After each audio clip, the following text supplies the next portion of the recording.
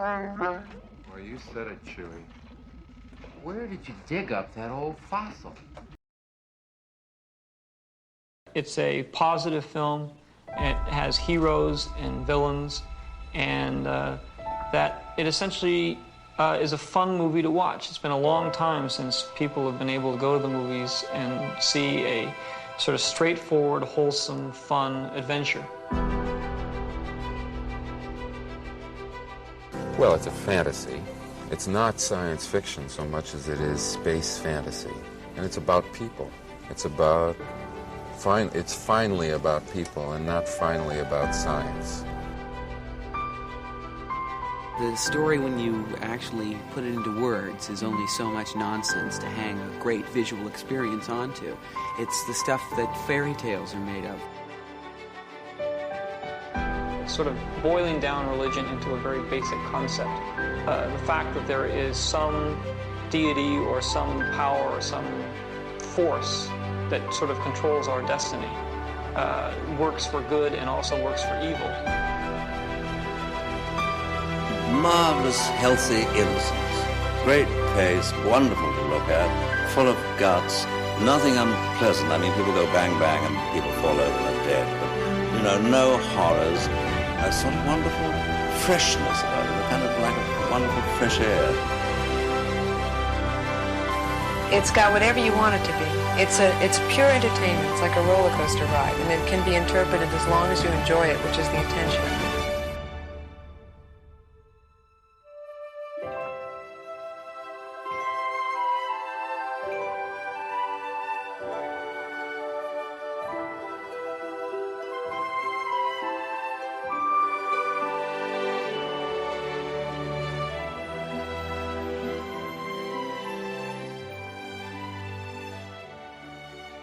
And welcome back to Generation Skywalker presents Those Old Fossils, episode 20, Vintage Collecting 101. I'm delighted to be joined by Craig Spivey. Good evening, Craig. Good evening, Jez. Good evening, everyone. That's what you say, isn't it? I do. It is. Every now and then. We're also joined with Dan. How you doing, Dan? Very good. Awesome. Good for you. We'll talk about Christmas later, I'm sure. And we're also joined by Stu Skinner. How's it going? It's all good, mate. It's all good. Lovely. Some days are diamonds and some days are rocks. Okay, yeah, very philosophical. Very good, very good. We're also delighted. We announced this on the most recent Modern Way show that we're joined tonight by Peter Lee, the man with two names. Hello, Peter. How you doing? I'm very good. Good evening, Jez. How are you? Good evening, everyone, as well. Yeah, how are you doing? Very well, thanks for asking. Yeah, we're good. Good. Peter, it's brilliant that you're joining us as a full-time member of the Generation Skywalker team. You know, we've known you for a while, starting off on Star Wars From UK and then on the Facebook groups. Just in a nutshell, give us a sort of lowdown on your vintage collecting, if you would, please. Yeah, my heart is probably in the vintage side. Yeah, definitely. That's what the bulk of my collection is and the bulk of what I've got on display and what I'm looking for.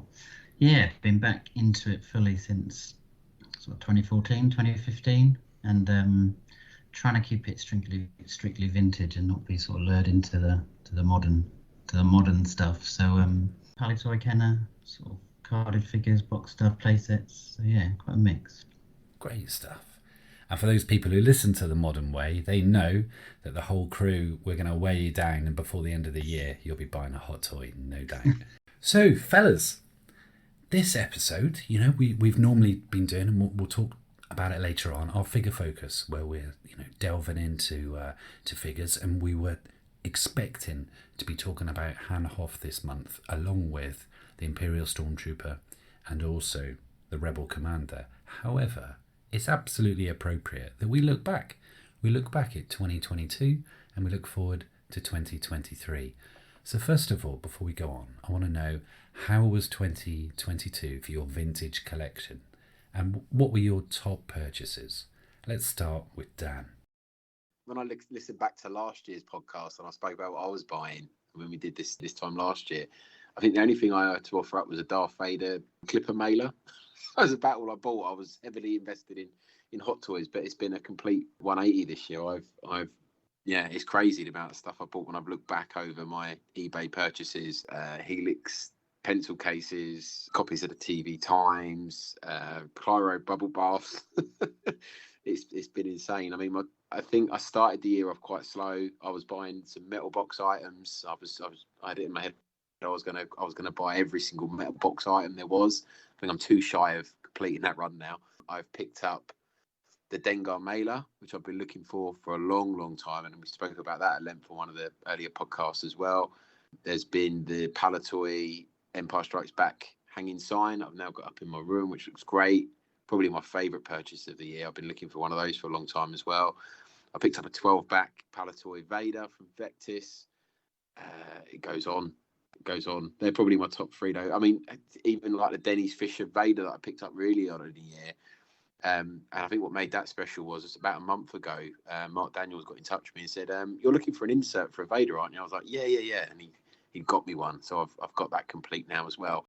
12-inch Boba Fett in an Empire Strikes Back box as well. I've got that. And yeah, some real good pickups this year. Some stuff I'm really happy with.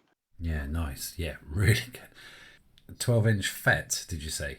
Yeah, in the Empire Strikes Back box as well. And I've always wanted the IG-88, and I've been looking at prices on those. And if you want to get a box one of those now, you're looking at £1,000, I reckon.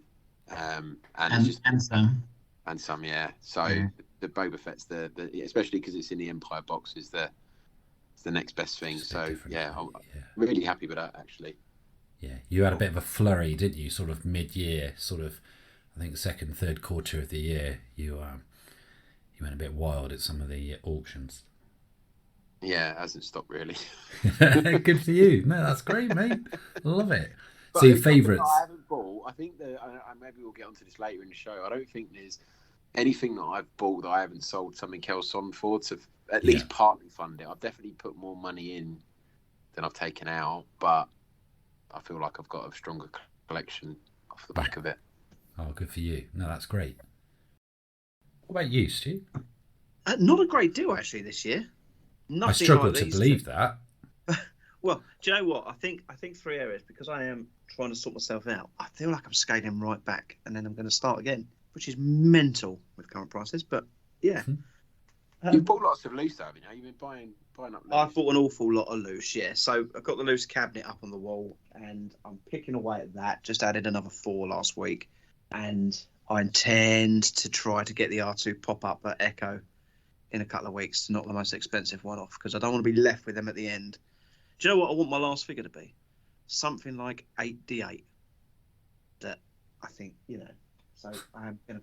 That's my plan. If I can't find one of them, then another one of the expensive last 17. So you can all go shopping for me. Oh, that'd be great. I'd love to do that. Yeah, I'll give you my list. Give us your list. Let's see if we can help you finish it this year. Yeah. I've got a list of 99 to buy, and I've done 71 or 72 of them, I think. It's getting there. I was looking at my mint on cards because I have been scaling back, but I have been picking up things like reseal Palatoys or very slight damage on them. But I did source quite a lovely 45. It's actually sealed 45 back on an Empire card TIE Pilot. I do like that stuff. I'm not sure it's the A or B, the one where the logo disappeared. You boys will know. B, yeah. But so you got the whole image, which is nice. So that's probably my pick of my min on cards up. But my biggest thing this year will be I've got the Sigma display, which has been on my agenda for probably a decade since I got into it. And also massive shout out to Mark Baker, because before the last Echo Live, he'd heard me mention what I was left requiring with regards to Sigma, and he contacted me. I had no intention of selling them, but he had the Yoda salt and pepper pots, and we had a little chat before Echo, and he brought them down, and we did a nice deal. And in fact, he went home with my Yoda hot toy. So it was a very, very Yodery day. And we both stood outside and we did Yodelay-hoo, which was fun together. Memory we'll both have forevermore. But yeah, I also added the Vader picture frame this year, which is difficult to get. Me and a newborn managed to pick up 2 from America and get them shipped together. So yeah, not too bad. I mean, there is bits and pieces. I mean, I look around, there is bits and pieces everywhere, but they're probably my main areas. Oh, what a mess. Craig. I've added something new to the collection every month. some little items that completed or contributed to ongoing runs and projects. Completed my large-sized IG-88 with the purchase of 2 original guns that I found on Facebook quite by chance. And I know that everybody probably thinks I'm a bit of a beyond the toys type guy, but there's been a few significant additions to the toy runs as well. So that beautiful tri-logo TIE fighter that I picked up at Echo Live early on in the year, there's been a nice boxed open belly Tauntaun, an alternative release Cap 2. I've upgraded a handful of loose figures. So kind of lots of stuff that sort of, trickled in. But I have to say, working on this show means that a few things I've bought, not that I need an excuse to buy this stuff, but sometimes you sort of see things go, oh, that'll make a good little blog, or that'll make a nice unboxings. There's been a couple of things like the old calendars that I got last January that inspired a blog about publicity stills and cinematography. The Random House bookmarks, that started off as a little unboxing and ended up being a video that explored their origins and who the original artist was and other publishing connections. And putting the enhanced shows together, they're always quite dangerous. So I can point at several kind of random bits and pieces that I've bought while I've been looking for images to illustrate these podcasts. So I love that. Which keeps me in the game, Yeah. Do you want the top 3? Yeah. Top 3. Well, I know we talked about it at length, and it sort of warranted its own show. But the letter set original artwork has to be the top of the pile for this year, if not every year. The Vader Clearo bubble bath, I think it's probably in the top 3 as well. Something I was bidding on the Deal or No Deal Facebook group as an upgrade for myself. And Dan obviously saw I was bidding on it and dropped me a line and said, you know what? If you win that, I'll have the old one. Which, when you're armed with that knowledge, and you're able to make a bit of money back, sort of spurred me on to go a bit higher. So we both came out well with that, didn't we, Dan? There wasn't much in it really. It was only a slight upgrade. It was, I know. I feel a bit bad actually.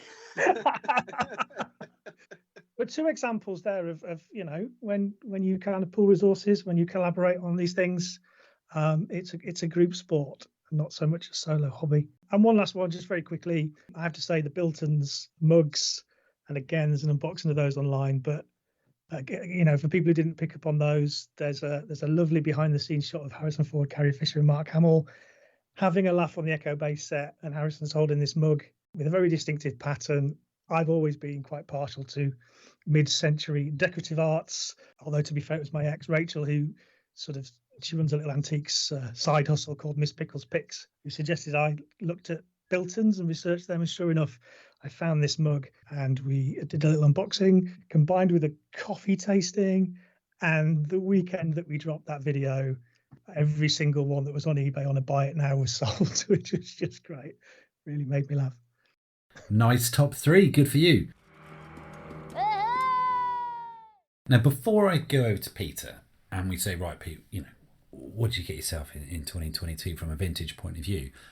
I rewound to January 22 and I listened to you guys and your plans, your wish list for 2022. And I'm just going to sort of remind you of the wish list and sort of tell me if these things have changed. People can keep an eye out for you and we can maybe mark off some which was successful. So Dan, you were after the Han or the Yoda alternative artwork 77 back. Gone off that idea? Yeah, I sold the Chewbacca.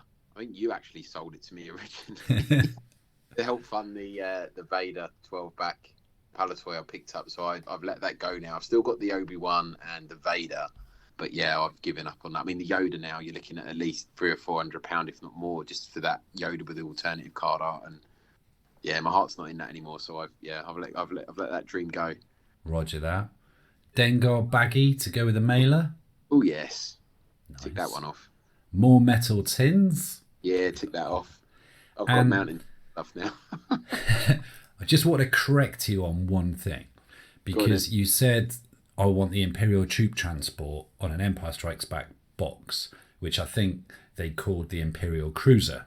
I was like, yeah, it's not quite right. You're right, but you're also slightly wrong. Well, there's two of them, isn't there? So there is the Rebel Troop the Imperial Troop Transport on an Empire Strikes Back logo, but then they rebranded it the Imperial Cruiser when they took all the electrics out of it. So I did pick up the Imperial Cruiser this year's exclusive version. So I got that on Vectis during the summer. So I've got that one now. So I've kind of ticked that one. I've half ticked it off. Yeah, you've done all right there. Yeah, so question, Dan. Sorry, Jez. But you buy these things and you sell these other bits off. You never offer it to us in the chat. Oh, I'm going to sell this. That's awkward. It's a bit. Well, it is awkward, isn't it? Because you think, I'll just check with my mates want any of my stuff first. Oh, I will. I will start to do that. Good stuff. Craig, mate, you had the list. Did I? Yes. So you had a Grail. You said people often talk about Grails, but there's a small Letraset countertop companion set display. It's the smaller of the two Letraset displays that has they did the run of 10, the little 10 panoramas rather than the big set of 3. Yeah. And still absolutely still looking for one of those. my Grail piece. Pencil case display, Death Star sharpener display. Yeah, they haven't come up this year. Yeah. And it was a Jedi battle damaged TIE fighter. So, away from your usual Beyond the Toys stuff, you said, that's what I want. That's when I was holding out for one of really good condition, because I know they were at the end of the line. There was a few ex-shop stock ones kicking around, and the one I got was open and the stickers had been supplied, but everything was there and it was pristine. So I was very happy with that. Awesome. Sonic controlled land speeder, that was on your list. See, that was something that I was looking out for at Celebration. Yeah. Because it's one of those American pieces that's kind of hard to get over here, with the shipping and everything. But no, I'd still be very open to one of those. And it was the, what else did we have? Omni Darth Vader bubble bath and Gamorrean guard Addis bottle and Factor's jewellery. All those things were listed on your wish list. Yeah, we'd think they'd be easy, but the two bathroom items that you've mentioned have eluded me. But I did fill the jewellery displays. Yeah. With lots of help from Richard at Toys of Tatooine. So thank you to him for that. Awesome stuff. And you know what, Stu? Your list, I think you've done all right. I think you've done okay, because it was an Empire Strikes Back mint on card Chewbacca you were going for. Yeah, haven't managed to get that yet. I've got the Jedi and the thingy one here. Yeah. Fail. You got the Jedi and the thingy one. You mean Star Wars? The Star Wars one, yeah. Salt and Pepper Pot, Sigma, R2 and R5. Yeah, well, I would have bought them if I found one, but they're getting very hard to source. Bookends. So yeah, the Sigma bookends. Yeah, still on my list. They're one of my 3 I missed. Okay, so that's 3 from 3. Fail. Vader mirror. That's the other one I need. So, yeah. Okay, list is going well. Wallace Berry display. Well, that was to fill it, wasn't it? Yeah. Yeah, because I think it arrived in January, and I've still got it sitting here empty. Okay, brilliant. Good stuff. 4 out of 4. Very difficult to find in this country. Lady Jawa. Not yet. Okay. I don't know. Huffy speeder bike? I would love one, mate. I was in. Do you know what? I did have a chat with someone about one. You were tagged plenty of times. I had a chat with the bloke, but it wasn't. He wasn't particularly forthcoming shipping and wise, and eventually he had someone local go to pick it up. Yeah. Okay. So of your list for 2022, zip, right? You got nothing. However, all was not lost, because Craig at the end, talking about Sigma, asks you about the display. And then you said, yeah, I'd love one of those. Yeah, managed to get that, which out of all of it, I wouldn't have thought I'd have got it. I mean, to be unfair with you, Jez, the list there, those 3 Sigma items I've been searching for ages, and I still have never seen a mirror come up for sale at all. And this is the Vader mirror, right? And I haven't seen the Salt and Pepper Pot for sale for 3-4 years. The bookends used to come up in the States, but even they've dried up. You get the odd, just one of them without the other one where one's been broken. But you know, they're going to cost you 250 quid to buy, and then probably 100 quid to ship. But I'm happy to do that, but I need to find them. They'll be the easiest thing to find, but the other two items are going to be tough. There you go, everyone. You heard it. Stu is happy to do that. So if you want to post him some salt and pepper pots and ask £100 for the postage alone, Stu has said he's happy with that. So yeah, all good stuff. I like the sound of that. Pete. Is it Peter or Pete? What would you prefer? Come on, lay it out there. Either or, probably Pete more. Once I know the person who's calling me it, Pete's good. All right then. How did you get on in 2022 for vintage collecting? Yeah, I think I did okay. I didn't pick up a huge amount, but I picked up some nice bits. I think what I'm finding, I'm down a rabbit warren with a few lines that I'm collecting, namely the 12-inch dolls, which Dan mentioned earlier, IG88. I'm after to end that, and I missed about 3 or 4 of those that came up last year, so that was frustrating. And I'm still doing that last 17 on tri-logo run, and I missed the two I need in that run, so I keep missing those. So I'm kind of holding back, saving funds for those 3 because I know they're going to be pretty expensive. But I did pick up a few nice bits. I got a nice Palitoy Tauntaun, like the closed belly one. I had my childhood one, but that was a Kenner one, so I got a really nice one from Farthest From. Really sort of sharp box on that. It looks fantastic with the Palitoy logo. So I got that. It hasn't got inserts, which I'm sure I can pick up to add to it. But the box, they come up quite often, but the boxes are normally quite damaged on those. So I got a really nice box on that, and the Tauntaun's pretty nice as well. So that was quite a highlight to get late last year. I got a tri-logo, a Manaman, which was nice. Card's really nice and the bubble's not too bad. I think I've only ever seen one with a perfect bubble on that figure. They're just all sort of like look like they've been sat on, but this one's pretty good. It's got the edges are all, it's got rounded edges anyway. All 4 corners are sort of rounded. It's a strange bubble. So it's a little bit, it's got a few little dinks on it, but far better than a lot of the ones I have seen. I think that was a Vector's purchase. And my major purchase for last year, which was early in the year, was a loose vinyl Cape Jawa, which is absolutely mint. It was I got it off Nick Rayner. It was his last one, his last loose VCJ he had. So for someone who had quite a few, you can imagine the condition of the one he kept till the end. I'd been on at him for that for a long time. I think sort of 18 months. I knew he had it, and he sort of said it will be up for sale at some stage. So I was I put myself in the queue, and we so did the exchange at, I think that was Echo. I think that was in the spring Echo Live. We did that. Extremely hungover. Apart from it's probably the most expensive purchase I've made, and I was probably still drunk, never mind hungover from the night before. And I've got that. So I've been after one of those for a long time. So I pulled the trigger on that, and very pleased with that. How very exciting! So let me get this right. You went out of him the night before and then bought it the next day. I wouldn't have been able to contain myself. I would have wanted it straight away. I knew he had it, and we hadn't agreed a price. Oh. And I think you were with us, Stu, that night before. We were out somewhere in the Wetherspoons, which isn't the one with the club, the other one. Yeah, we went that really one with the bright lights on, didn't we? Yeah, the one, the other one around the corner. I can't remember what it's called. And we'd been talking about it a long time, but it was almost like it was coming my way, but we hadn't agreed a price. And I think we were both quite drunk. And you just sort of gave it to me the next morning and gave me a price and walked off. I was like, okay. So in hindsight, do you think he was trying to get you drunk to sort of up the price, and you were trying to get him drunk to sort of lower the price, and you're in some sort of drunken standoff?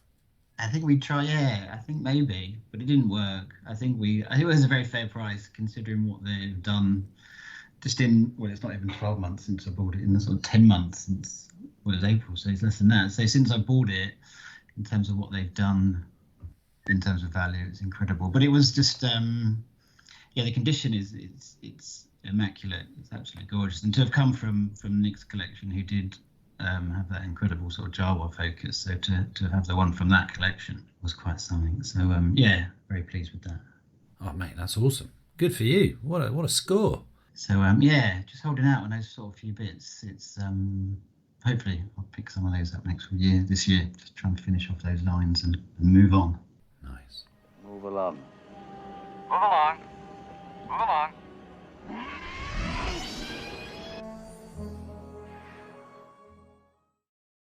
Well, that was our 2022. What else? What about you, Jez? What about you? Because I think you've picked up some big pieces this year.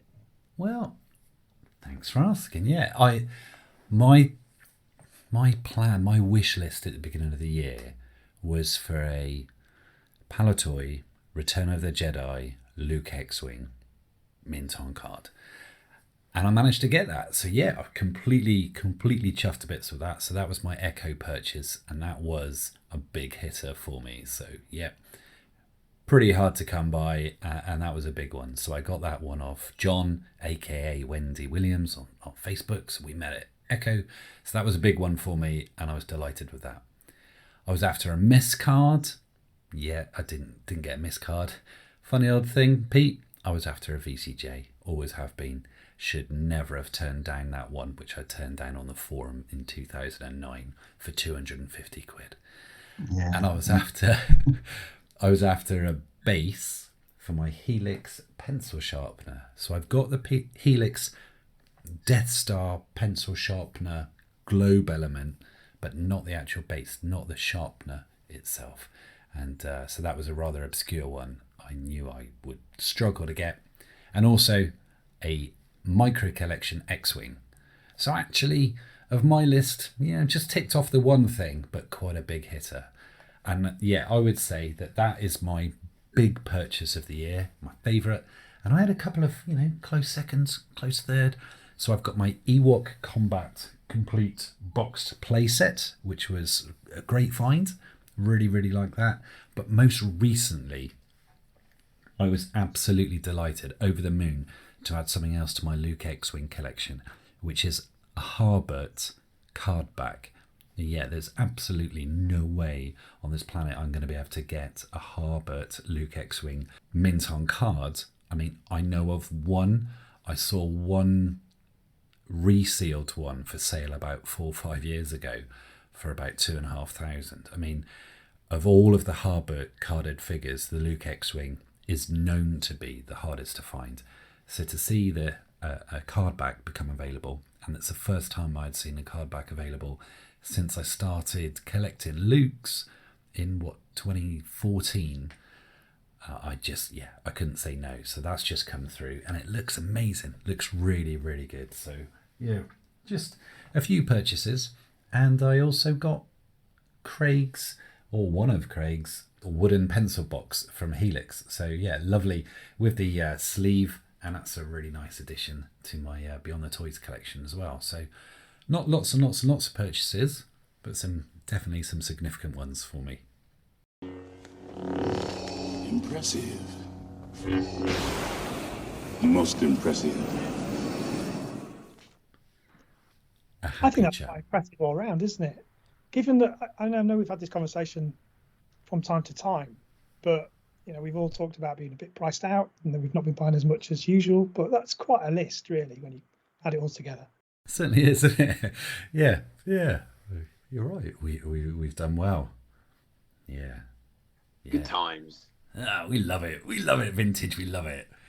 So, where have we been buying these? I mean, there's been plenty of events going on, which we have covered. Generation Skywalker has covered. So if I go back to the beginning of the year, just at the turn of 2022, Dan, we had just launched a sort of coverage of the Farthest From, which happened Christmas 21.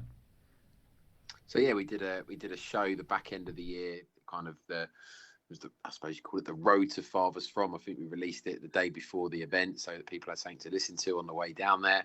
And then it was the December, big fanfare when we hadn't been to an event for years. It'd been, with lockdown and everything else going on, it was lots of talk. Oh, we're going to have to wear face masks. All the windows, the doors are going to be open. It's going to be cold, but it was brilliant. And we released the show. I think it was late January. Just going back over what we experienced, all the interviews we did. So a number of people. I think Pete, you were interviewed on that podcast. Yeah, it's great times. It was really well attended as well, that one, from memory, wasn't it? There was a lot of people there. Yeah, I was there. Just about. And then we just had a few months to wait until Echo. So Echo came back again. So that was in April. I think it was around about April the 2nd. Stu, you went to that. In fact, a few of us went to that. I stayed for a bit before I needed to move on up to Manchester for an event. So what happened at Echo? We had a new stand out, a bit similar to the one we had at Farthest From, but it was a new one for the first time. And we released a couple of shows, actually. We released a preview show, which I think came out like 31st of March. And we had some interviews with Adam Pemberton, who started up the Echo events, and Echo Page, and Wayne Totty, who talking about the charity. Tom Scaife, one of the big dealers there, he came on and told a great story about the first Echo. He was a seller and he didn't really realise what it was, and he rocked up 2 hours late to set his stand up. He said a lot of people were like starting to wind down.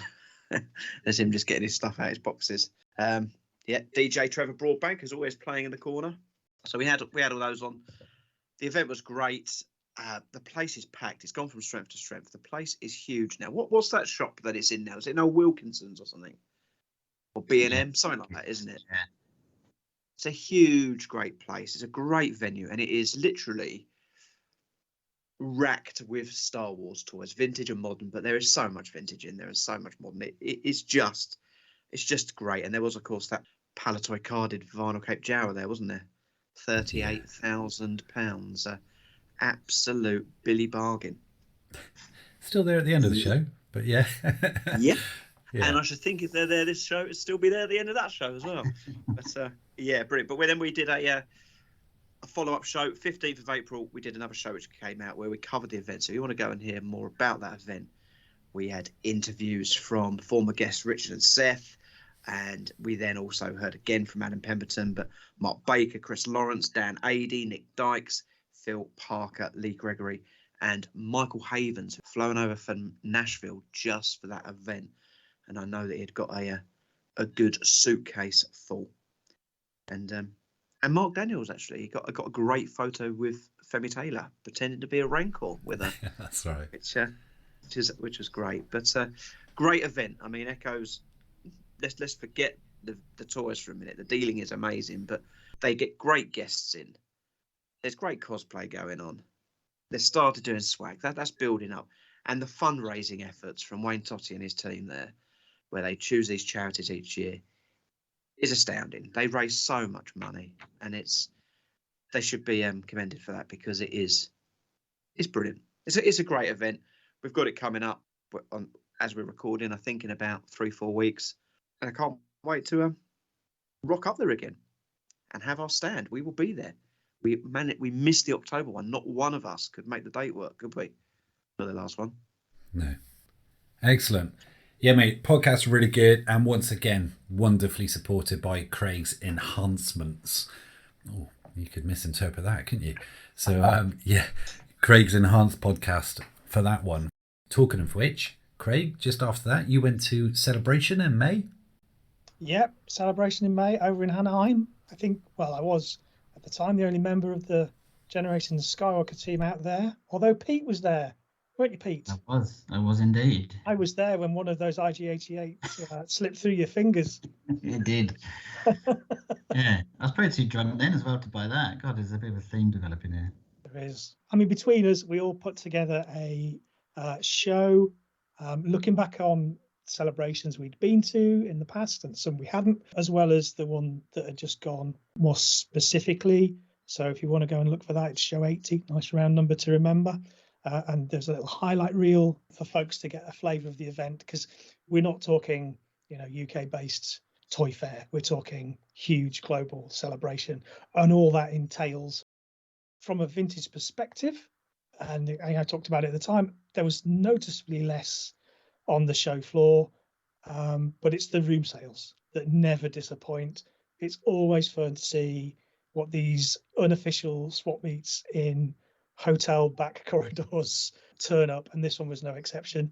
And what was nice this time for me was I introduced friends of mine and friends of the show, Will and Robin, to their first room sale. So I got to see it through their eyes and just experience that craziness that those events those events provide. The room sales are amazing. I love them. And it's not long before we get to experience another vintage toy room sale in London, less than 100 days away. Yeah, absolutely. Yeah. Wow. What a feeling. That's going to be great. It's going to be really good. And to accompany that, what you get at the celebration are the great collecting tracks. And Anaheim was no exception.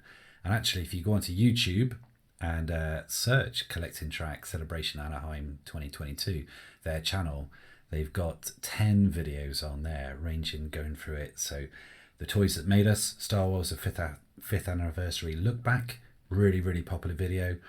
Lego collecting, Star Wars oddities, women in Star Wars collecting, modern prototypes, Star Wars original props and costumes, the history of Kenner's rocket firing Boba Fett. As you can imagine, that's the most popular one, which has been viewed 2,500 times. And collectibles from Star Wars Legend TV shows, the art of Star Wars poster collecting, 70s to modern, and Star Tours at 35. Collectibles from a kingdom not far, far away. So yeah, absolutely, Craig, you're right. Celebration, huge event for us. So yes, we did our pre-one, and then you put together a brilliant reel or sort of celebration afterwards. Yeah. Wonderful. Good times. Yeah, absolutely.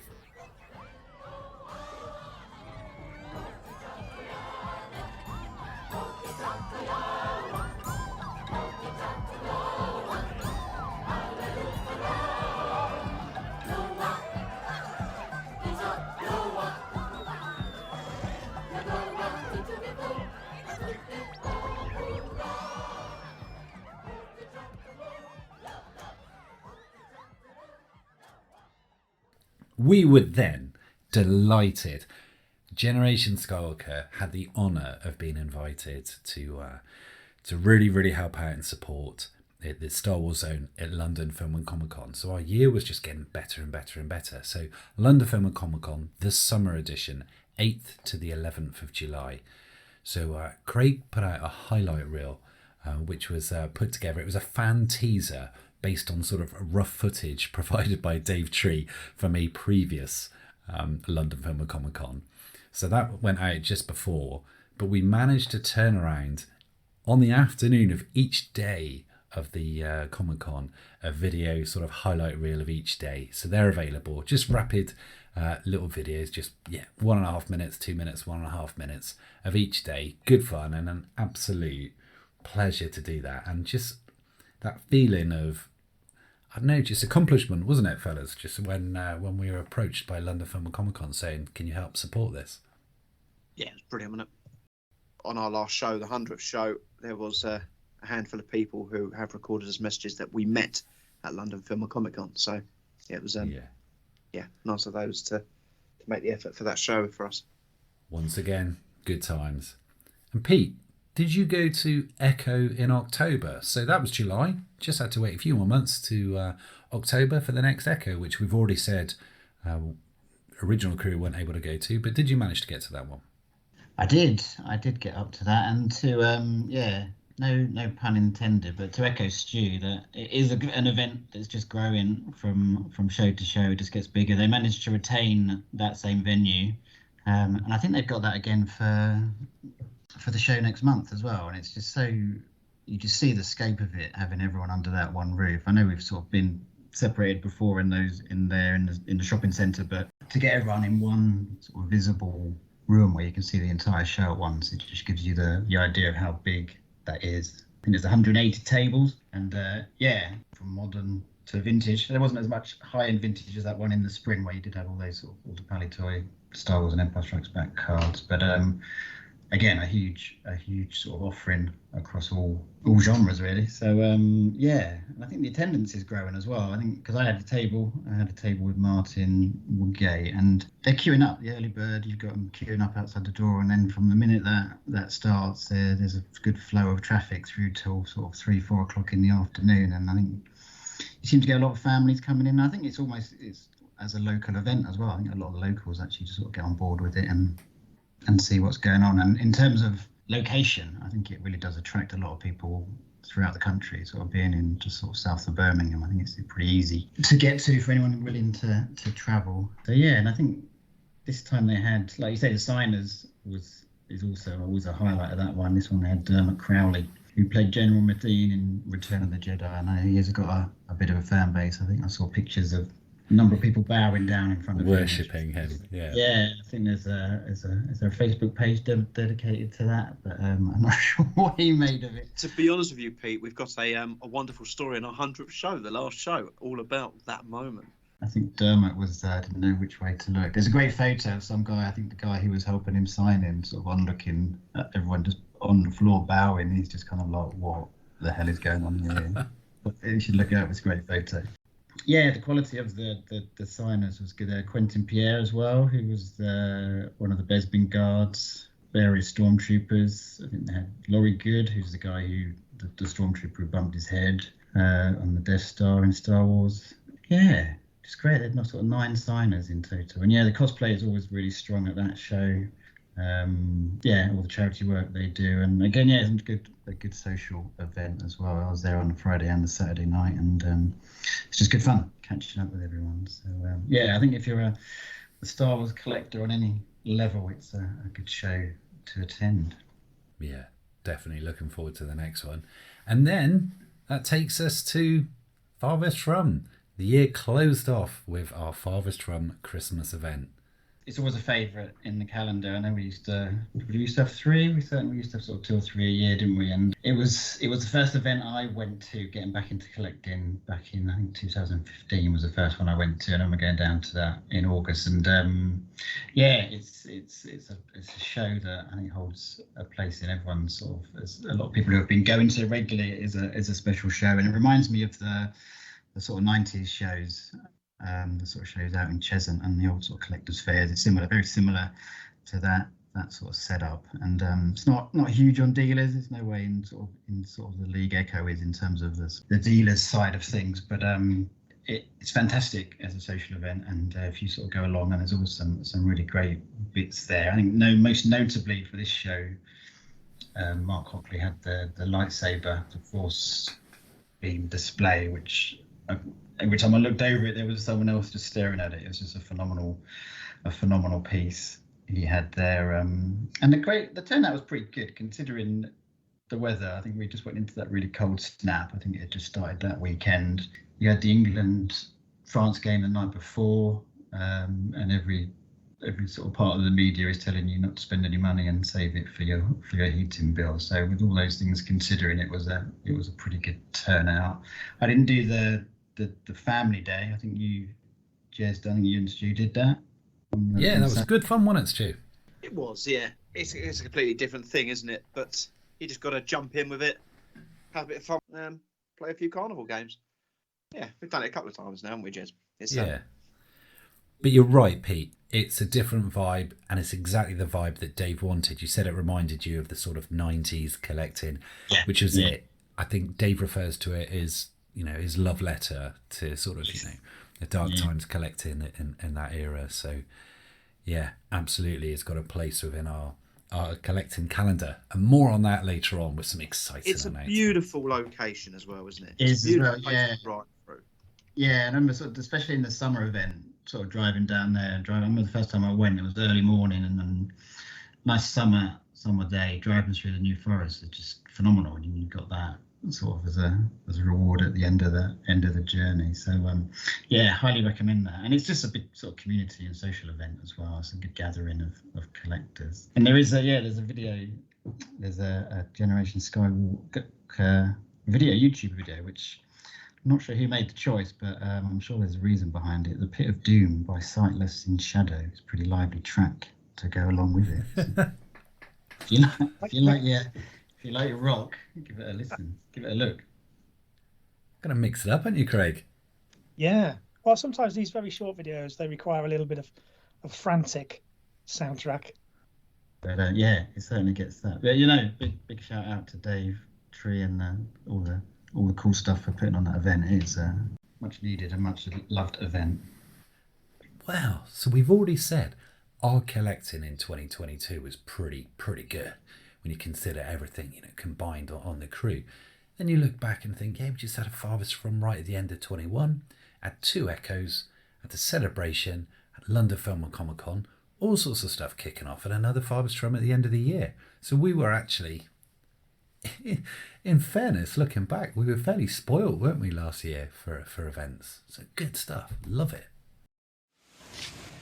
I don't believe it. Hey, how are you? Great. How'd you get here? Hey, you coming up with I'll us? be right up there with you, and have I got stories to tell you? And when I then look at, some of the big hitting bits of news or best finds or discoveries throughout 2022, it then takes me back to 5th of February 2022. I get a message from David Phillips in New Zealand. Now, David was the man who helped me out massively with the Helix Death Star and the Helix Death Star sharpener. So David and I have had a bit of conversation back and forth over the year. Hi Jez, it's been an amazing event here over in New Zealand and Australia. 6 mint on card Australian Toltoy 12 backs came up for an auction at the New Zealand auction site, all listed for 12 quid a pop to start with. 12 quid a pop. Combined, they went for over 50,000 New Zealand dollars, which was the equivalent then of 25,000 UK pounds. What David did is he watched this, he recorded it, but gave it a sort of narrative, live streamed it. He's got it all there with such amazing footage of the auction in real time, and the sort of, the shock, the excitement. He actually said, as it was all coming together, it was like, the final day of the Premiership when they were going between matches, watching people and, seeing who's vying for the top slot and who's getting what. She's got some amazing sort of footage of this event, and it was really, really well documented. So we'll just play a little bit now. But what we are going to do this justice, because David's got such great footage, and it was such a huge sort of historical thing from a Toltoys point of view in New Zealand and Australia.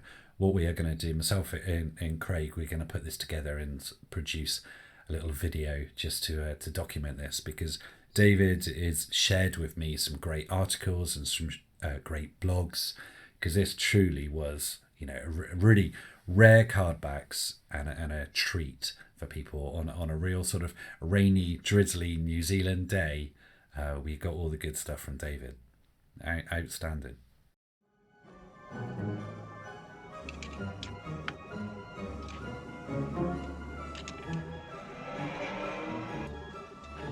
You in, kid? Okay, stay sharp.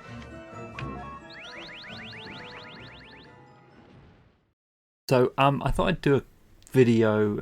It's a Saturday afternoon here in Wellington, New Zealand, and this is going to follow the end of these 6 auctions here on Trade Me, which is an auction site based here in New Zealand. So a bit like eBay, but has a few different rules compared to eBay.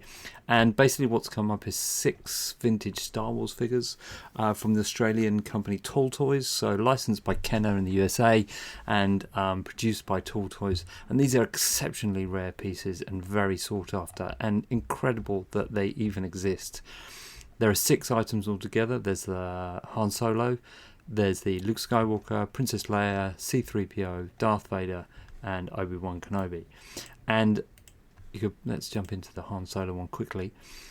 So the main thing about these ones is that they are all 12 backs. So that means there are 12 figures on the back of the card.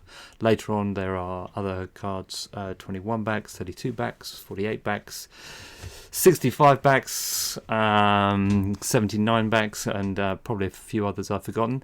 But that's what describes them. See, these are the early ones released in 77. And so these were marketed and produced by Toltoys Australia, hence this logo here, Toltoys, compared to the Kenner equivalent version, which was produced in the States and in a few other places. So this is the Australian version on it. It's still got the price tag, look, $2.99. And as you can see on this, right now, we got 123 watches. It closes in 7 hours' time. We've got 24 bids and it's $704. Now, all of these items were put on Trade Me last weekend, $25 start point. The seller had no idea what they had based on some of the questions that they've answered, just did not know about the interest of them. And it's going to be an incredible thing to kind of watch. There are a lot of big players talking about these. I have an interest in them. I don't think I've got deep enough pockets to own them, but I might have a punt. And it's just going to be an incredible thing to watch. I'm making this quick video early on so that we can see where the prices are at right now. So we got 700 on the Han, on the Luke 600, 680 on the Leia, 650. The seller's probably thinking, wow, that's incredible, probably won't go much higher than that. But, and we'll come back to this again a bit later, Star Wars Tracker, which is an amazing thing made by Jared Cope, that tracks Star Wars prices. I've searched in several years worth of Toltoys to look at some of the prices based on here, and as you can see, let me just find the Darth Vader one and things like that quickly to show you, and we'll come back to this again a bit later. There is a Darth Vader one on here for, where has it gone? There we go. Sold last year, $24,000 for this Toltoys one. So anyway, we'll come back to these a bit later on. We'll look at these in a bit more detail. I just wanted to do a really quick sort of intro while the prices were, shall we say, relatively low. The Star Wars community is buzzing on these right now, and at 8 o'clock this evening, 8:08, 8:13, 8:16, 8:24, 8:25 and 8:27, we're going to see where they go. It's going to be in the thousands, and we'll watch it live.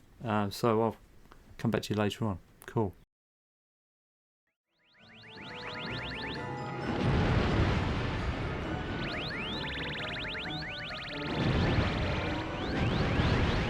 Here they come.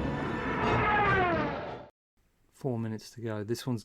I mean, what's really interesting now is why I'm looking at these across the whole thing, is that they are finishing so close to each other, and because of the 2-minute extension that happens, and I don't know if the Aussies know this, but because of the 2-minute extension, this could just keep rolling around, and the Han could still be going, 15-20 minutes later if people just keep bidding that extra little bit. So we've got Darth has gone up to 4,900, 3.5 for Leia, 3.5. I'm out of the game completely. I get in too much trouble if I bid on any of these. 1 minute 18 on Luke. We've got 31 seconds going down on Leia, so that could finish. So we're not sure it's over. Han has gone back up to 2 minutes. Let's watch Leia go down. Boom. Leia's gone straight back up again. Someone's thrown another bid in. Daniel. So Daniel's jumped off one of them. One of these buyers has jumped off. He was bidding on the on here against Rich M. Maybe he's given up on that one and he's focusing his funds down onto Leia. Could well be the case, which means we might see Han close out.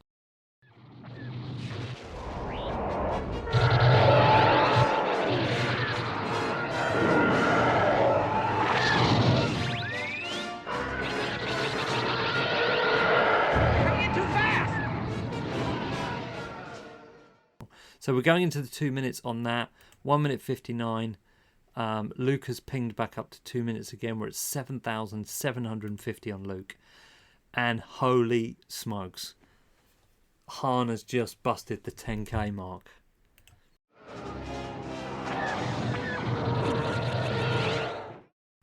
We still haven't, not a single one has actually finished yet. If people are bidding on this, unless they're using a system that helps bid for them, like that Daniel guy, he's going to be frenetic on his keyboard bidding on things. So that's got to be pretty stressful. And also they're spending a lot of money. You and me, or whoever's listening to this, because I'm sitting on my own doing this, whoever's listening to this, we're just watching this. Let's just jump back on here and do a refresh and see what currently. So look, $34,000. Unbelievable. Remember, the seller had no idea what these were worth.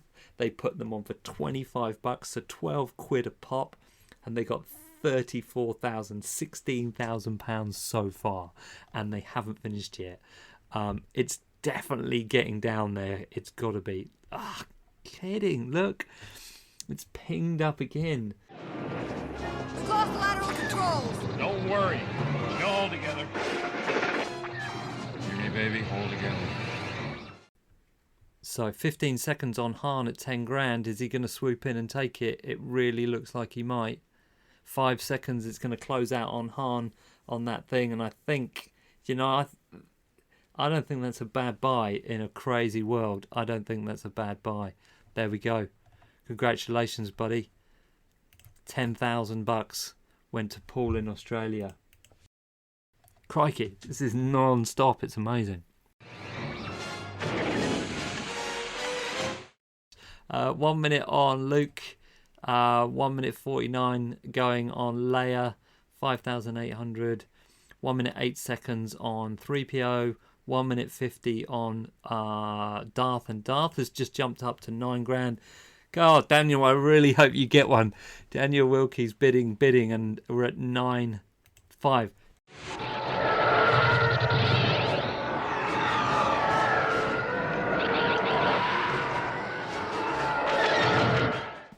$23 seconds on Luke. Is this going to close out?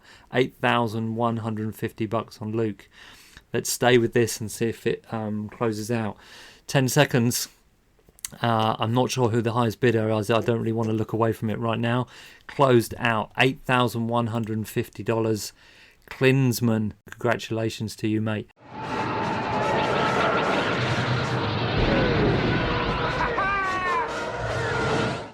I think that's awesome. I'm going to jump here as well. 1 minute 5 on Leia.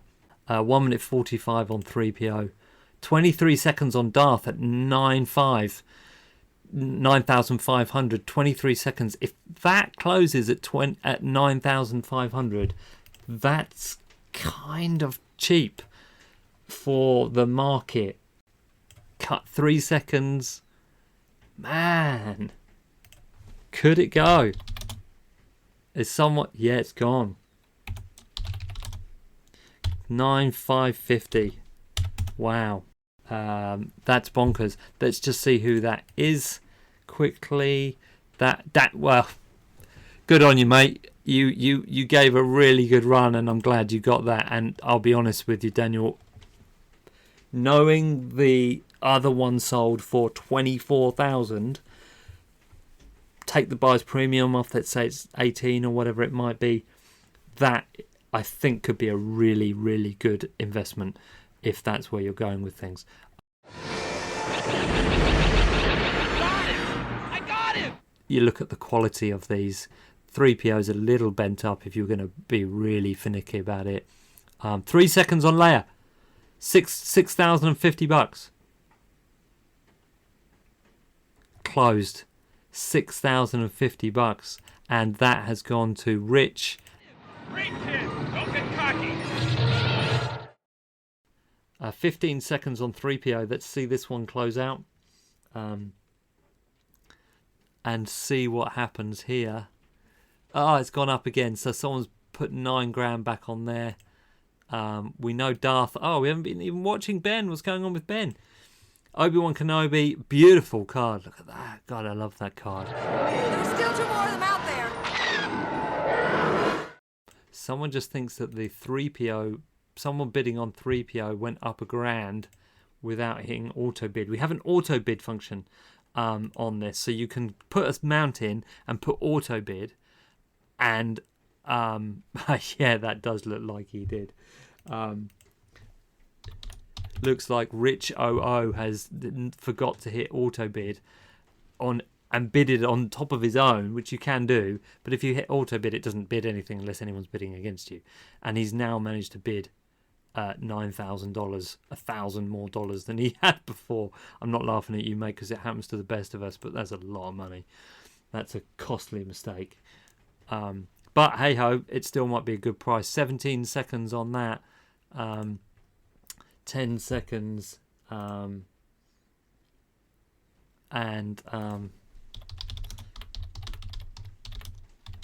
see what happens. 1 second, closing out on 3PO, 9 grand, and he could have closed out on less than on 8 or something. So Rich 00, he could have closed because Daniel was out at 6-7. He bid 8, which is considerable jump. I don't think he meant to do that. I would imagine he meant to put that in as a auto bid, and then he did another one as a non-auto bid as well, unless he was just doing like the other dude and making a statement. Good luck to you and congratulations, Rich.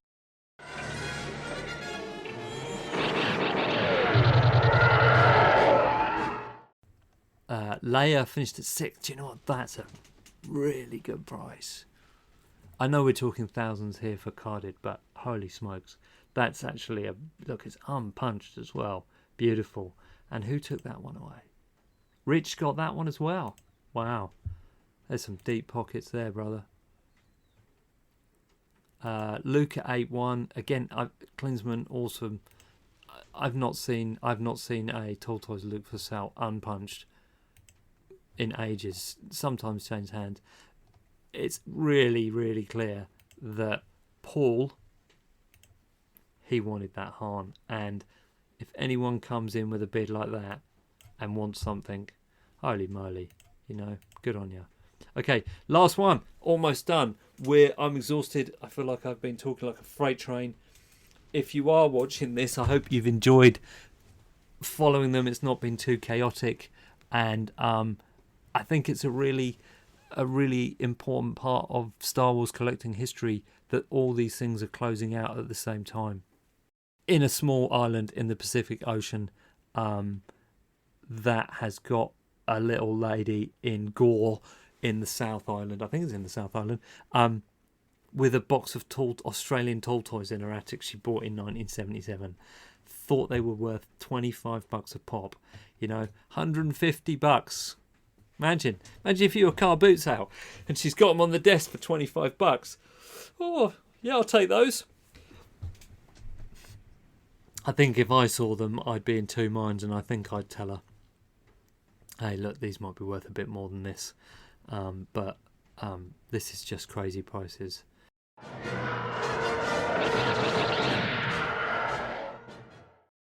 And that's fine. And, Obi-Wan closing. $9,600. Who took it? Paul.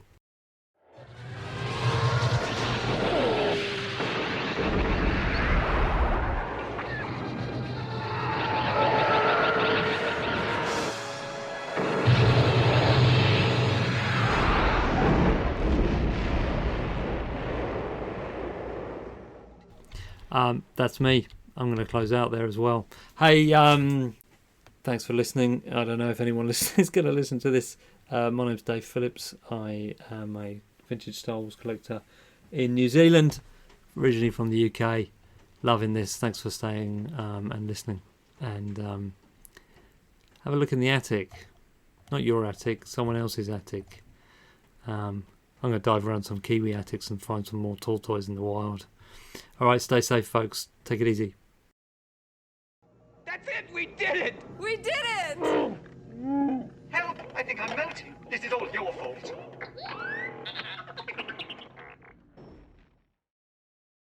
Talking of auctions, Dan, you were really tracking some of these, and in fact we've had some good fun on the podcast with you doing various different sort of guess the prize competitions and all sorts of stuff like that. From the auctions point of view, what have been your standout elements of 2022? I think there's a few things really. I mean, there's what's going on this side of the water and what's going over on in the States. There was some crazy stuff going on over at Hakes throughout the year with some record-breaking prices being realised. I mean, there was a rocket firing FET that sold for $236,000. There was a double telescoping Ben Kenobi that sold for nearly 80 grand carded. I'm just looking back through my notes from earlier on in the year. I think there was an auction in July, and I've just pulled out a few of the bits from there. So the double telescoping loose Kenobi AFA 90, 27 grand, DT Luke 12 back, 16 grand, a prototype C3PO carry case, so it's the off-white one, 13.5 grand. It just went on and on. It was just relentlessly, 5-figure, 6-figure sums for these items. But one of the things that I thought was worth just calling out on one of these auctions, and it went under the radar a little bit, I haven't really heard anyone else speaking about it, was some daily comic strips by an artist called Al Williamson. So in the States, they're the daily Star Wars comic book strip. Al Williamson came in, did the first 2 weeks of strips, but he never got commissioned for it, so they were never published. He came back to Star Wars and carried it on after the artist that did end up getting it, a guy called Russ Manning. He did the Star Wars strip from like 1979 to 1983. Al Williamson came back in and then carried it on until it ended. But these 12 strips that he did, the original ones, so it would have been the first 12 strips of A New Hope. The first 6 of those are owned by George Lucas himself, but they actually auctioned off the second week's worth of strips, so strips 7 to 12, and they went for anything between 47,000 and 18,500 each. So some really, some stuff there that's quite historical value to Star Wars went through that auction and sold for a pretty penny. So there was loads going on over in the States. It was a busy time there at Hakes. But over in the UK, Vectis obviously carried on going from strength to strength. They even had a TV show. So there was a show that started back in March called Scouting for Toys on a channel called, I think it was Yesterday. They had the very first episode was really focused on Star Wars, and a fellow collector, Declan, who passed away, and his family selling his collection through Vectis. And it went on to explore different other areas. Star Wars was touched upon quite a bit, but it was great to see what goes on behind the scenes there at Vectis. And then, we had probably 2 or 3 big auctions at Vectis through the year. I think the standout one was the back end of April, when the toy shop display, the Ewok scene with the Scout Walker and the Endor bunker, that was auctioned. And a Palatoy Darth Vader head display piece that also went under the hammer. But yeah, we've seen the prices going crazy. We went through those in detail in terms of what we were seeing compared to what the market had been doing up until that point. And yeah, we saw there were some bargains to be had, not many, but there was some in there. But yeah, prices have carried on going from strength to strength. Same at C&T as well. We saw them do 2 or 3 big auctions. And the biggest one again was around that May the 4th date. There was a lot of focus on that period. And yeah, again, we just saw some crazy prices going on there. I bought off pretty much every auction. I ended up buying something. So, and I've actually really enjoyed the auctions. It's not something up until now I've really got too invested in, but I think with working from home now, it does make them a bit more accessible, having them in the background and tracking them for this show. It's definitely become a big thing to me to study and bid on those auctions. Awesome. Nice one, mate. I know you've been enjoying that. I was thinking for a while that some of these prices which are being realised, these aren't collectors. They can't be collectors. Collectors are far more savvy than that. But yeah, I don't know. I think the jury's still out. I don't know if there was just people, just investors on this occasion, and I don't understand it. I never will. Unfortunately or fortunately, I'm never going to be in that position. But some of the prices being realised, the leap in value, or the leap in prices being realised, was just absolutely incredible, and some great work you've been doing throughout the year, sort of capturing that and sharing that with us. There is, I think, for all the big, it's easy to call out the headlines, right? Oh, this sold for 10 grand, this sold for.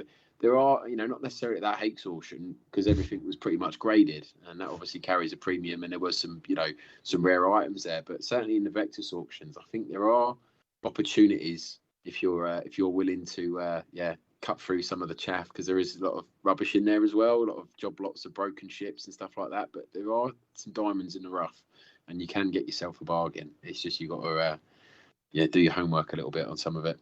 I think just that little sum up just shows how some of these auction houses are really helping push sort of the vintage Star Wars collecting hobby even more into the mainstream. Hakes have huge publicity around what they're doing and the prices they're achieving. The Vectis TV show you mentioned, there's been a strong Star Wars thread throughout that. We saw vintage Jawas on the basic better best thing on Antiques Roadshow this Christmas. Yeah, and I think it's all working to it's not an underground hobby by any stretch anymore. And even things like the Leicester Vintage Toy Guys and their Toy Shop on Tour YouTube series, which is becoming phenomenally successful. Very few kind of people out there won't recognise what we do now and the things we spend our money on has value. And it's going to cost you something extra. 10,000, all in advance. 10,000? We can almost buy our own ship for that. But who's going to fly it, kid? You? You bet I could. I'm not such a bad pilot myself. We don't have to sit here and listen. So in August, and this is what I love about the community and stuff, and the fact that Generation Skywalker has grown from strength to strength, because we start getting tagged in more and more stories. We're getting tagged by people saying, Generation Skywalker, you need to be aware of this, or individually tagging us. And it was Zia Resvi who tagged me about an amazing In the Wild find. And it was Paul Jason's In the Wild find, where he managed to get himself a load of 12 backs and an amazing early bird certificate and early bird collection. Really great story. He was so delighted about this and showing and sharing some images of the carded figures which he managed to get at a yard sale of these wonderful rare collective pieces, these wonderful rare carded figures, or hard to find carded figures, but the real sort of gem was the early bird and certificate. It was such a great find, and it was brilliant because I was able to contact Paul, reach out to him, who's now become a regular listener and follower on social media, have an interview with Paul, someone I had never spoken with before, pass that interview over to Craig. We produced a podcast and an enhanced podcast within about 24 hours and pushed that out. So that's a really great one. So it was a wild find. You can find Generation Skywalker, The Wild Find of Dreams on YouTube and the podcast. Really good story. Doesn't last long, only about 25 minutes or so, but a really, really good find, and I was delighted for Paul. Wonderful.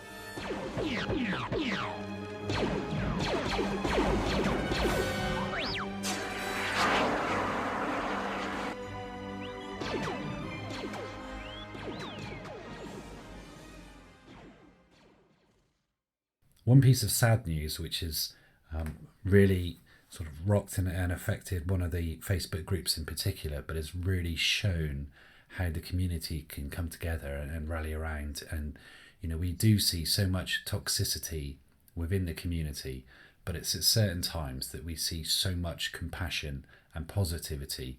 Stu, there's a particular sad story which you've got.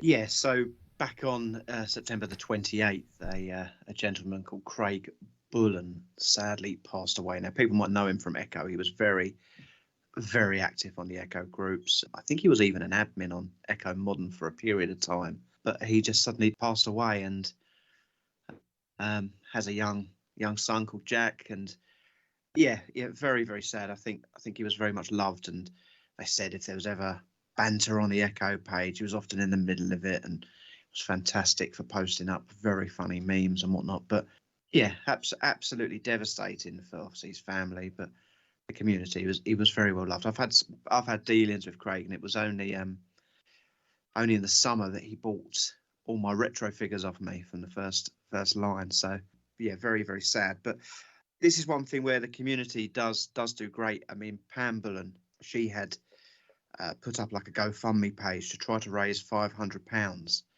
to help fund the funeral. And we've seen it so many times in the Star Wars community. We saw it when it used to be on Star Wars Forum UK. When the chips are down for someone, people come good. And so that was £500 they were looking for to help. With the help of Echo, they have raised to date 14,395, which I believe will be going anything over to his son Jack. So that is an astounding number. And I know that there's been several of them helping sort through his collection and moving it on and getting the best prices for the family as well. So yeah, very sad. And Pete, you were at Echo. I understand there was a minute's silence just before the raffle. There was indeed, yeah. It's very moving kind of happening, and yeah, very sad happening. But yeah, incredible amount of money raised. That sort of really does show the community we're in, doesn't it?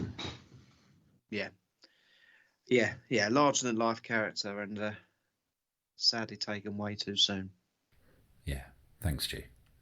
Remember, the Force will be with you, always. Pete, now I'm going to come over to you. The Morphys big auction find, which is coming up, and how that can be moving forward into 2023. What's all this about? Yeah, this was something that's getting quite a lot of coverage, and images first started appearing back in November, early November, I think it was, and you just saw these huge selections of sort of multiple carded figures all laid out. The story at the time was that this was just a house find. A guy had collected them over time and put them away during the 70s and 80s. That little section of the Morphy auction went on for about 12-15 minutes or so, as we really spoke about everything that there was and a fascinating story and how it came to be. But I've cut it all. I've cut it all because, as you'll hear in a second, I just set Pete a challenge right at the end, and Pete's already risen to that challenge and has produced. Pete, I'm going to lay down, I'm going to throw down a challenge for you now. Okay. Between now and February the 1st, do you say? It is, yeah. The Star Wars, it's 4th to the 3rd, but all the Star Wars lots are going through on that first day. Okay. You've got 12 days to get hold of someone at Morphy, interview them, get them on a little standalone, be even more publicity for them. We want some sort of scoop, we want more detail, and we want something else to accompany this auction, because this is a big hitter. This is an insane find. This isn't, well, not a find. This is an insane auction, and it you know, to give this the coverage which I really, really think it deserves. I mean, some of the stuff you've listed there, that's incredible. So there you go, challenge, throw it down. Yeah, we'll get do. Morphy's on. All right. I'll reach out, as they say in America. So we're going to go straight to an interview now with Pete and Chuck Lang, who is assisting Morphy Auctions with this outstanding auction sale. So, yeah, all of us, we've been cut, and we'll throw in the interview now.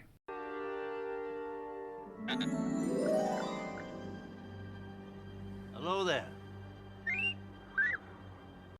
Many thanks, Chuck. Welcome to Generation Skywalker. Thanks for joining us. Yeah, really appreciate it. I guess you guys are super busy at the moment. I know there's a lot of Star Wars lots in there, but that is one hell of an auction. Again, just going through the catalogue, even after the Star Wars, there is an incredible amount of lots you've got going through. But I know just from the Star Wars side of things, and especially the vintage side of things, how excited the community is sort of seeing that. When we first started seeing the images started appearing on Facebook and on the internet back in November, and I think everyone was just like, "Oh my God, what is happening?" And I think how true they were, but the rumours that things were going to be going in lots, and there was going to be sort of seven 20-back fets going in one auction. It got pretty everyone pretty excited, but Well, the first response was fake. You're making this stuff fake, right? And then everybody was like, maybe it's not fake. And then they posted some more pictures, and it became clear that it was for real. It just looked incredible. And just even, I think it's the scope. It's kind of amazing to see that many figures in one sort of photo or set of photos. But it's just mixed with the quality, I think. It's just those two things coming together, which is just incredible. And then you've got those sort of the real highlights, the Fets, the DT Lukes, and then just sort of some highlights on top. So it's just a real mix and just the amount of it. But if you want to just sort of going back a little bit, I wasn't aware myself of Morphy's, obviously from the UK. They hadn't really been on my radar. But do you want to give us a quick intro into yourself, what you do for Morphy's and to Morphy's itself, please? Sure. So I got connected with Morphy through their find. So when they posted the pictures and they started doing what you said, where they're like, "Hey, I'm going to sell all the Lukes together and all the Fets together and all this together," I'm like, you might want to rethink that. Indeed. So I sent them a message and I was like, "Hey, crazy find. I'm not too far from you guys. I'm about an hour and a half down the road drive."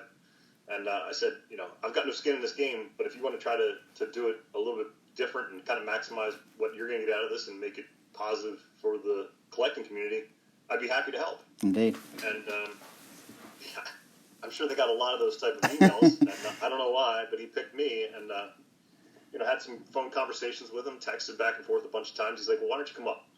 And I went up there, and my jaw hit the floor first. Indeed, I can imagine. And a lot of holy bleeps came out of my mouth, and he's like, "Get to work."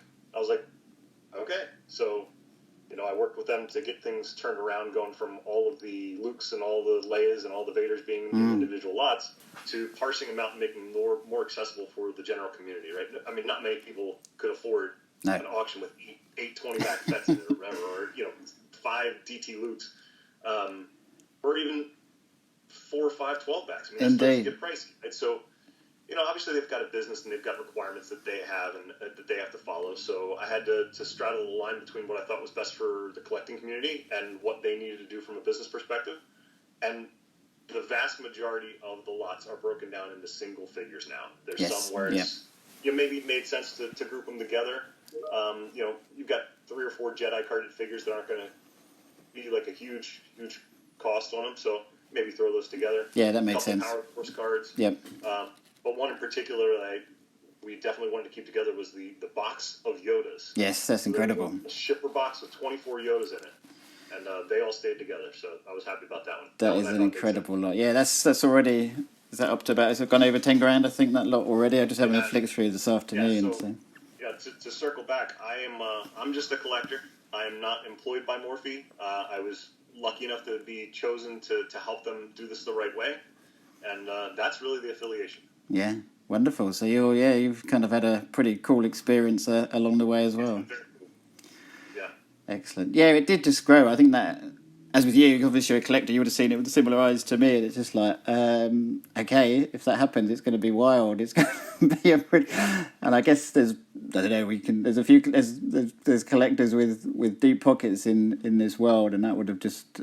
It would have been interesting to see what that would have gone for, but I think it's far sensible, and for all concerned, how it has turned out. And I think just every step of the way, it's like when the acrylic cases came in and all got started getting set out, and it just seemed to just really take shape and just it just as it's developed, it just looks fantastic. And those videos, I remember seeing those videos, that sort of sweeping shot with all the glass cases and them all just sort of like perfectly lined up symmetrically. It's just, museum quality stuff. It's absolutely incredible. It is crazy. And I have to give the Morphy team a lot of credit, because I came in with suggestions that were completely polar opposite to what they were planning on doing. And they listened. Yeah. And they said, okay, so...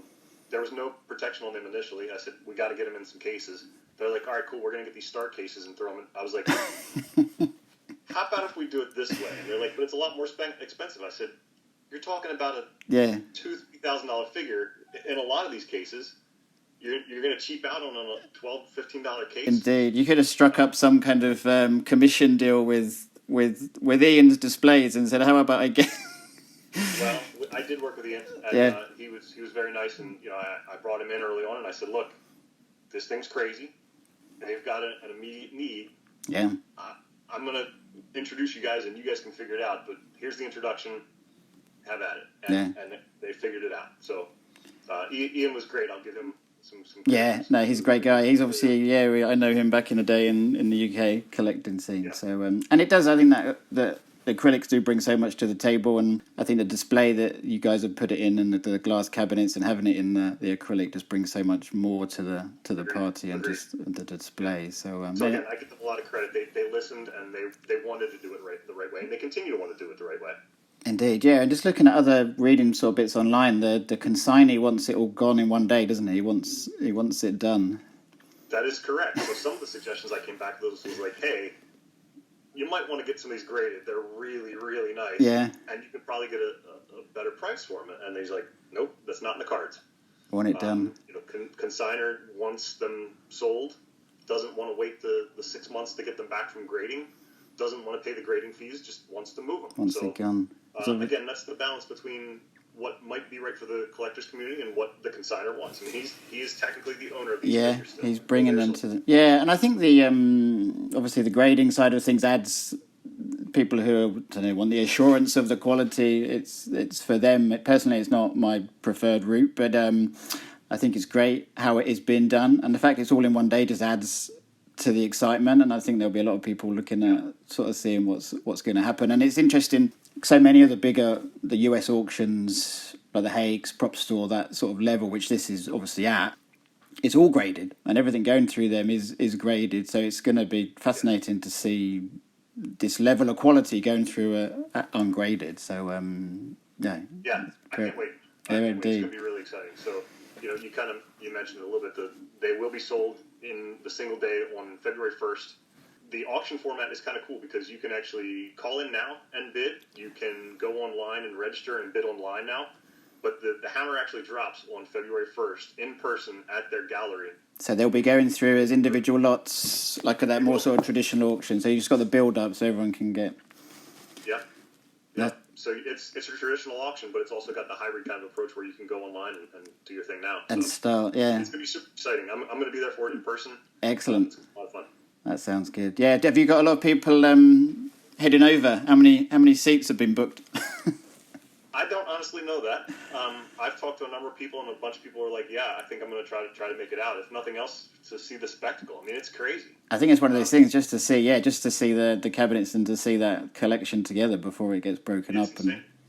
Yeah. So you mentioned the videos where they're panning across the glass cases. Yes. That's in Morphy's gallery. So that's right in their auction house, and they've got them all set up in those glass cases, and they just look amazing. It does. It does look fantastic. So where are you guys on? So you're on the East Coast. I am, yeah.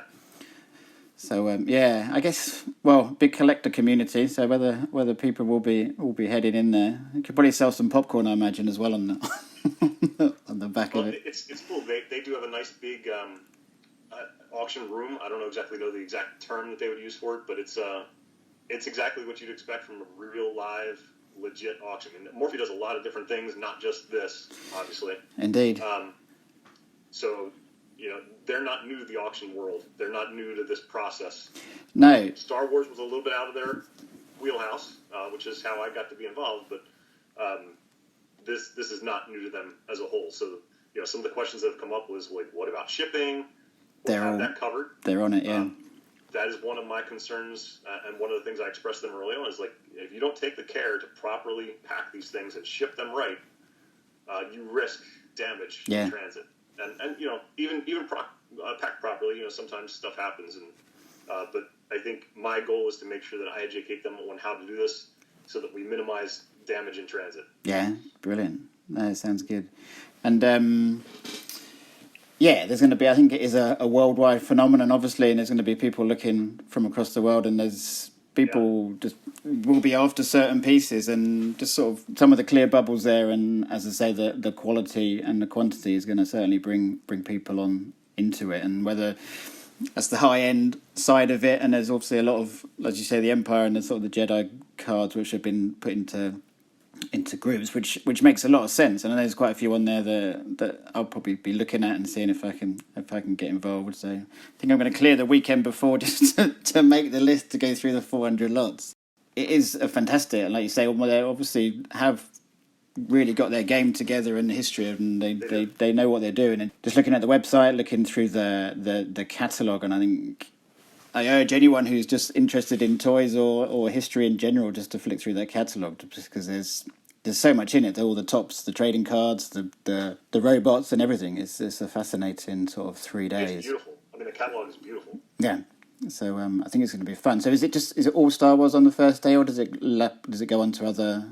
Is it just those? I think they're trying to keep it just Star Wars on the first day. And so then there's obviously we've got what they're calling the Find, right? Yeah. The Morphy Find, and that's close to 400 figures. I don't exactly remember the number, but there is also other stuff in the auction that is not from that Find that's also pretty darn impressive. Yeah, that's nice stuff. A set of boxed large size action figures. There's trading cards. There's a lot of graded loose figures. Yes. Some graded minimal card figures.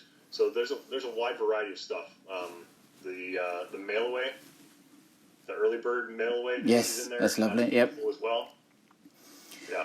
No, it's good. It's certainly going to bring people to the party, and I think you mentioned it before that Morphy wasn't necessarily known in the Star Wars community, but I think that changed from late November. There's no going back.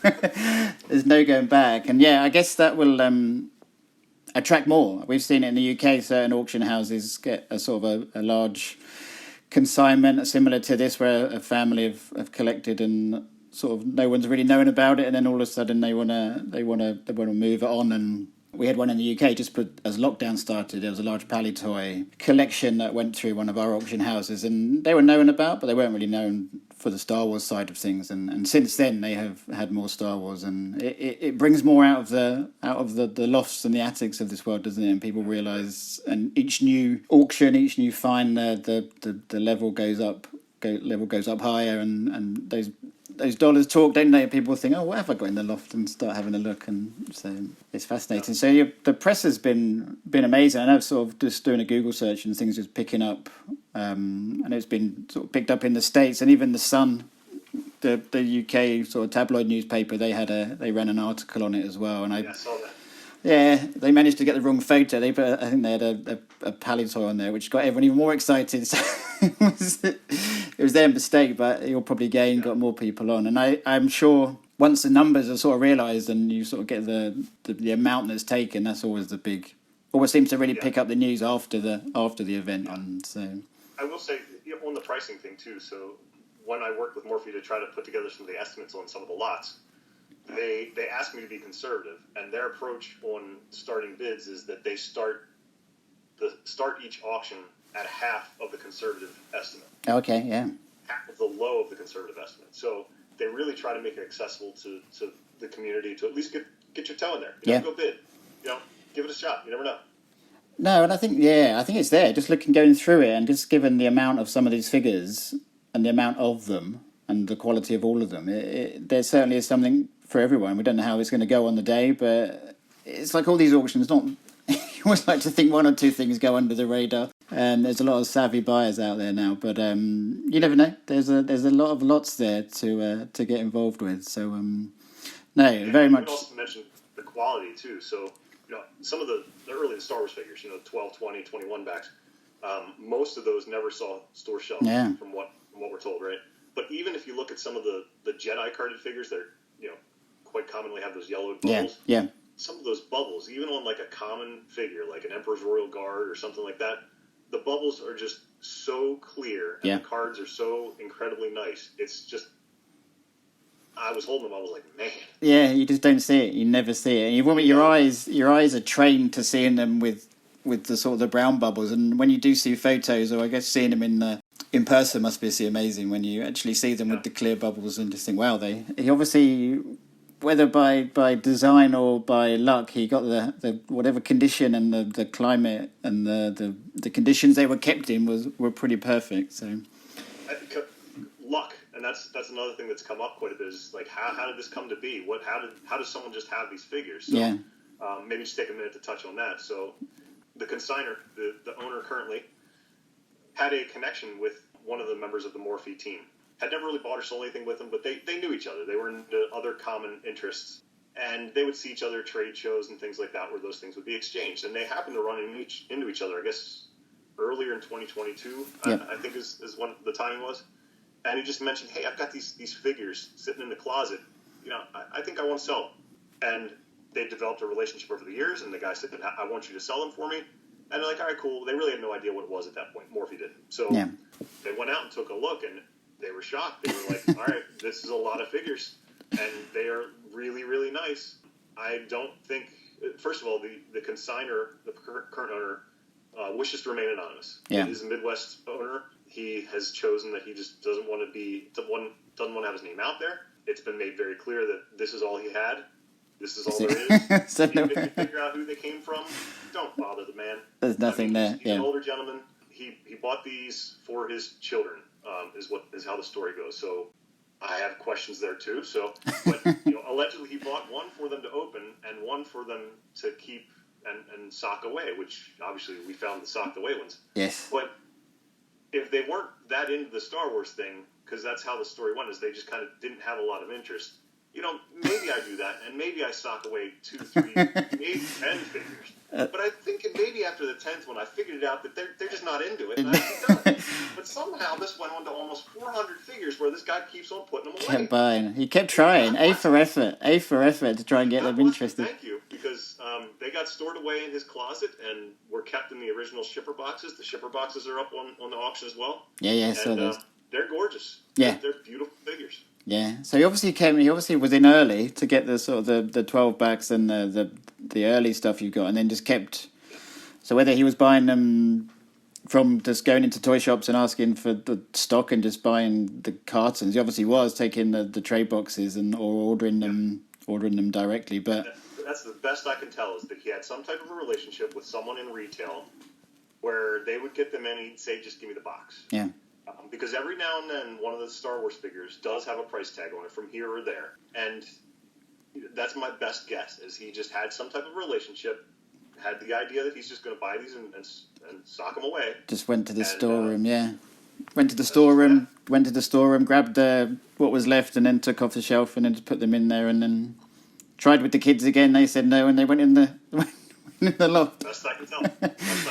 Said, I have questions too, like, stop at maybe 10 minutes, one. But 400 at that point, I mean...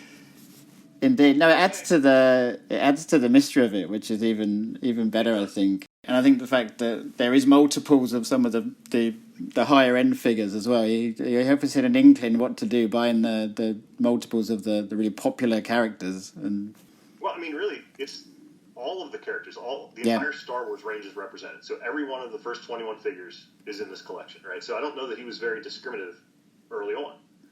He just grabbed what was there. Yeah. And did very well.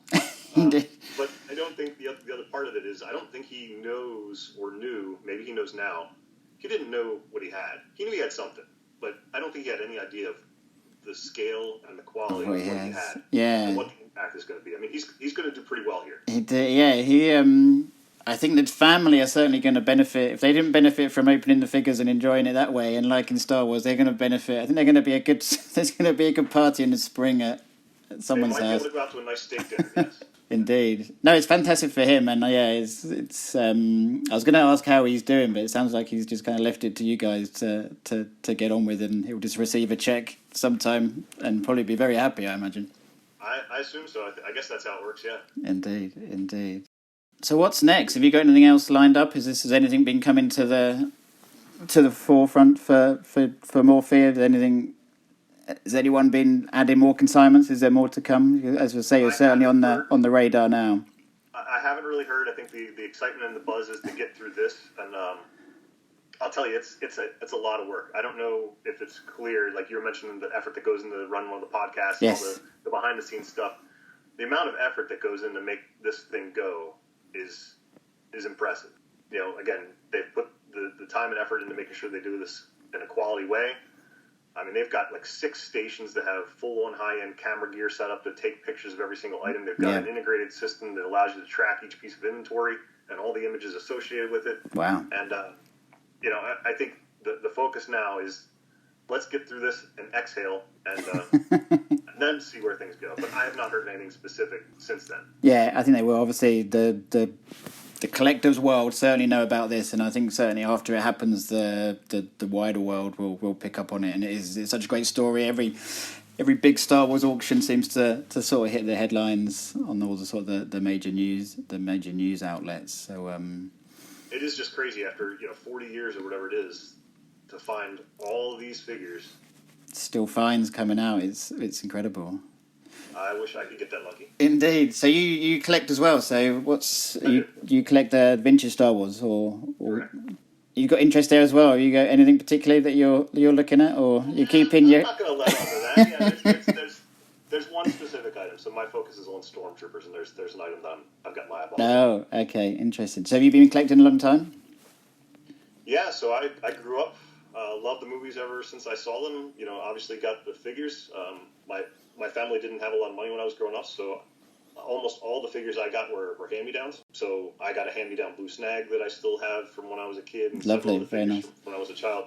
But, I always loved it and stayed in it all the way through, like, the dark ages. Yeah. The early 90s, late 80s, early 90s. And, I didn't buy a whole lot when things went downhill in 85, 86, when everything was clearance to KB and whatnot here. But, I still collected, and, I bought a Revenge proof from one of the guys over here that saved a whole bunch of them. Yeah. I got that really cheap back lovely. in the 90s. Very nice. Yeah. So you just kept going with it. Yeah, I'm similar. I obviously loved it as a child and managed to keep all of my childhood collection, and then spent most of the 90s buying it, and then got turned to the dark side by Hasbro and ended up buying into the Power of the Force 2 quite heavily, and then got sort of burnt out of it.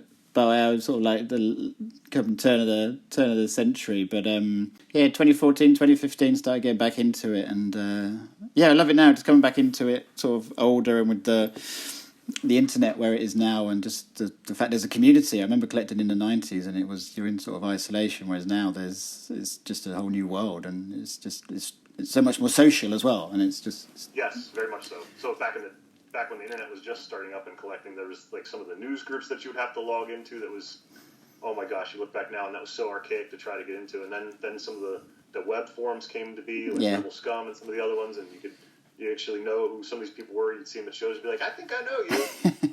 And you put the connect the dots, and then obviously once you got to the point where we had Facebook, it made things a little bit easier to try to indeed it's just the developed groups and the interactions and the personal connections, and hey, I know this guy that's looking for this piece. I just found one. I'm gonna connect with him. Yeah, no, it's incredible how it's developed with the sort of technology and social media sort of developed. It's made it easier and far wider reaching. But no, it's fantastic, and thank you so much for your time. If we want to leave it there, and maybe we sort of check in afterwards to sort of see how it all went. And if you're not going to come over, I'd love to. Come on, man. I'd love to. I might come over to collect something. Who knows? You never know. But no, I really appreciate your time. It's been sort of fantastic, and I think we're very excited and looking forward to watching on the first, and maybe check in after and have a look and sort of run through the highlights. So it'd be good fun. Yeah, that'd be great. Yeah, and again, thanks for the time. If you come up with any questions, just hit me up. I'd be happy to jump back on and we can sort through it. And again, I will do. Really great. Thanks a lot, Chuck. Really appreciate it, and thanks for your time. And talk soon. Cheers. Cheers. Thanks a lot. Bye. Pete, you completely rose to the occasion. Good for you. And Chuck, thank you so much for coming on. It's such short notice.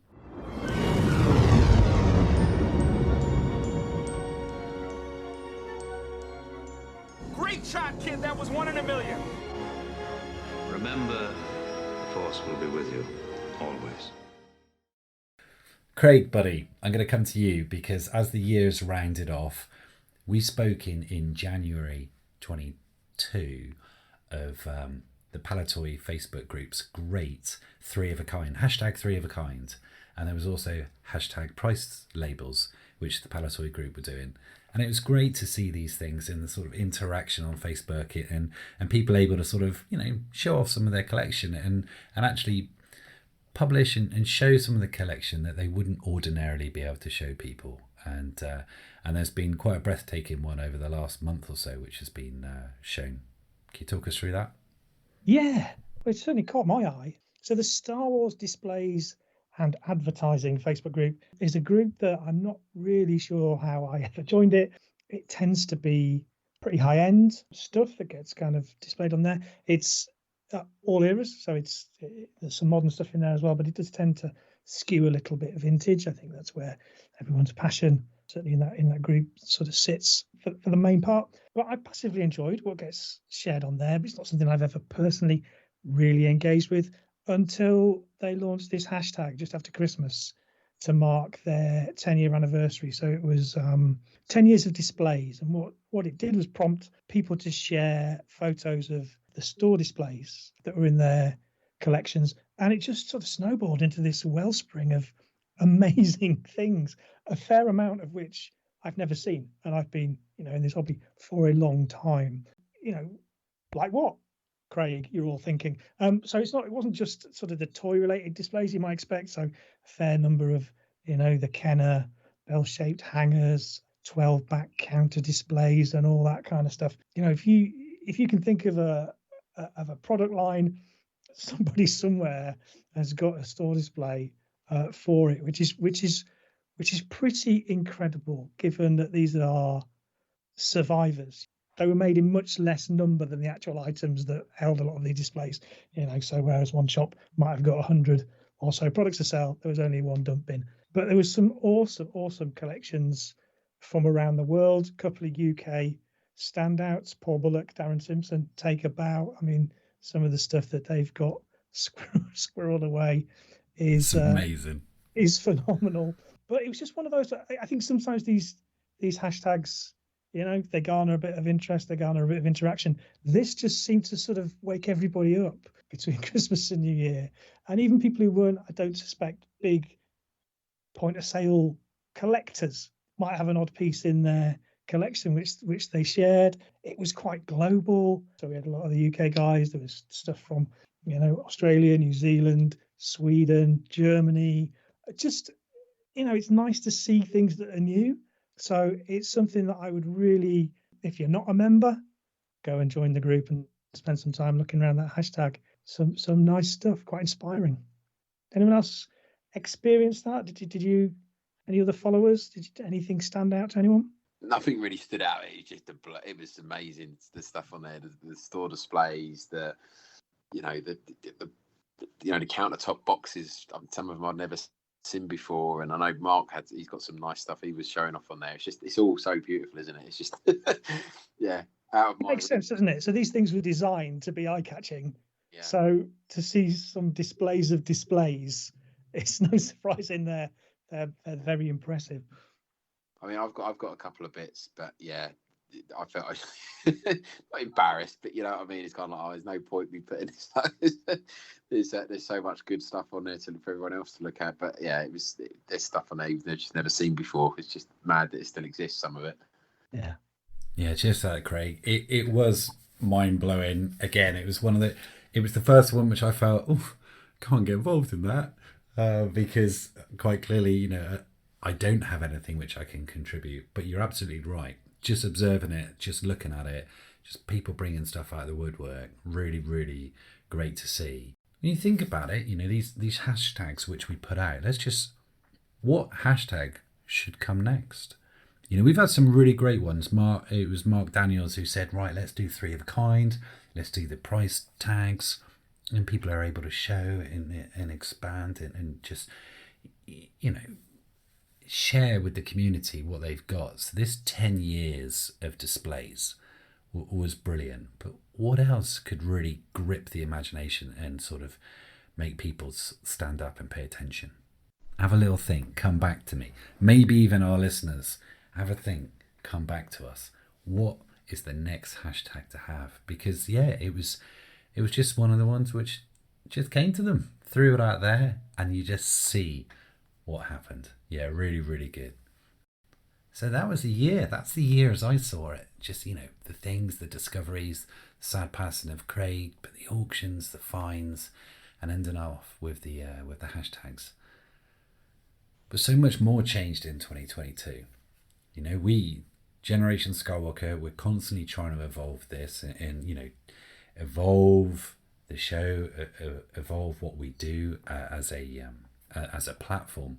And if we think about how those old fossils has changed, what I want to do is just say to you, first of all, because there was quite a significant step change, which we'll come to around about episode 14 or 15. But looking back over the years, those old fossils, any sort of standout shows from episode 1 to 13 for each of you? Dan? I wasn't part of it. I mean, I didn't do many of the early old fossils, but I really enjoyed the kind of round table you guys did on Repro when you brought Lee Bullock on. That was a great episode. Loads of food for thought on that, and really, I suppose, made you question your own morals and how you feel about reproduction and the rights and wrongs of it. I thought it was quite a well balanced debate. It's probably one worth going back to listen to. It's quite a timeless one, I think, 'cause it's still relevant now and probably be relevant in 10 years' time. Yeah, you're absolutely right. That was one of our most popular ones of the sort of OG, of the original sort of Generation Skywalkers, those old fossils. That was episode 8. And yeah, Repros in the Vintage Hobby, really, really popular one. I'll take no offence that that's one of the ones which I wasn't on. I'm sure that's a coincidence. But yeah, a really popular one, definitely, Dan. What about you, Stu? Do you know what? Perhaps it's the Island of Dr. Modesto. Yes. It was a bit quirky, and we had this film, The Island of Dr. Moreau. I think that was right. Is that the name of it? Because I haven't got this in front of me. Correct. And I'd never watched it before, and I sat and watched this very strange movie, and it was very enjoyable. I think Marlon Brando was in it, if memory serves, the one I watched. But And Tamira Morrison. That's right. Yes, and it was it was an interesting concept. So I'll jump in and then please Craig join for sure, absolutely. But this one came out on the 31st of October 2020, and it was episode 6. It's only an hour and 19, so it was one of our shorter old fossils. But yeah, so as Stu said, episode 6, The Island of Dr. Modesto, 31st of October. What was the significance of this then, Craig, and the idea behind this? So it was back in, the days when we were going to do a Halloween special every year. We did a Christmas special every year. But we did a Halloween special. And the idea with it was this film explores a story of a kind of mad professor type figure who splices the genes of animals with humans. And we slightly reimagined that. So Dr. Modesto, obviously George Lucas is from Modesto, and looked at his predilection to creating aliens by mixing an earthbound animal with a human. So obvious things like walrus man, yak face, squid head. So it was an opportunity to just explore all of those aliens that kind of shared that trait. And on the back of that, we looked at all the vintage action figures. But it was fun. It was a fun episode. Mr. Hockley was on that show, wasn't he, as well? He was. Well, Word of warning, everyone. Most similar to a crossbreed with an animal, isn't he? Yeah, he's half human, half Barry Manilow. I was thinking more kind of like warthog, but we'll go with Barry Manilow. Word of warning, when you go to listen to this one, it starts off with a blood-curdling scream. So you might just want to check the volume if you listen to it on headphones or in a sort of public area, because I must say... It took me a whole evening to change that intro music with the noises of a rocking chair and stuff. Yeah, very good. So the subtle Halloween special, Island of the Dr. Modesto. Brilliant stuff. Craig. Yeah, that was one of my favourites. I think another one was the episode that came after that, and that was recorded at the end of 2020 and was a bit of a look back at the big pandemic year and the state of the hobby. So not unlike the show we're doing tonight, but as part of that, we discussed the Aston's auction, which, if you remember, was the one where a chap in Stourbridge died and left his neighbours a garage full of bin bags that were crammed with vintage toys. And Mark and Grant led that topic, and it was one of those occasions, and I can remember it quite clearly, where I forgot I was sitting on a podcast recording, because it was just great to listen to two experts on a roll together. It starts with like the auction highlights, and there were multiple carded Palitoy Jawas in there. There was a multiple Dengar mailers, but it just spins off into broader themes about collecting and the future of vintage Star Wars versus other similar collecting fields. And it was a great listen then, and I'm sure it's a great listen now. And it's one of the sections that when we started doing the Skywalker Blasts that I pulled out and made as a little standalone piece. So I think, we are really lucky to have some of the guests and contributors to those old fossils, that particularly some of the latter shows we've had on. But I just think a little shout out to Grant and Mark, because while they don't record with us regularly, they have helped shape the show, and they've made some great contributions that are still there for everyone to go back and experience. The opportunity to look back at this body of work, it's been really nice.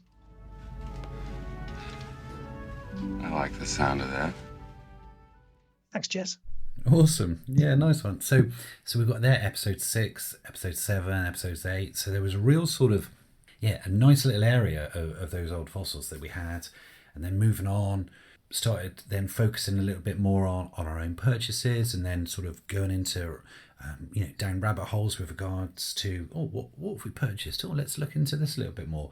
And it would be great because it would then sort of encourage Skywalker Blasts, or we'd even delve into some of our blogs, and we'd be looking at other things. But it occurred to me in the sort of first quarter of 2022, and when you look at the numbers with regards to the numbers of the show, so we'd launch Those Old Fossils 1, the Modern Way one, those old fossils 2, the Modern Way 2. And it became apparent that as a crew, Generation Skywalker were getting more and more focused with modern. Modern collecting was taking our interests more. And when I say taking our interests more, you'll never forget your first love. But we were more inclined to record modern. Now why was that, fellas? Well, it's got momentum, hasn't it? You've got new releases that you're trying to stay on top of and not be too out of date. So it created its own pace.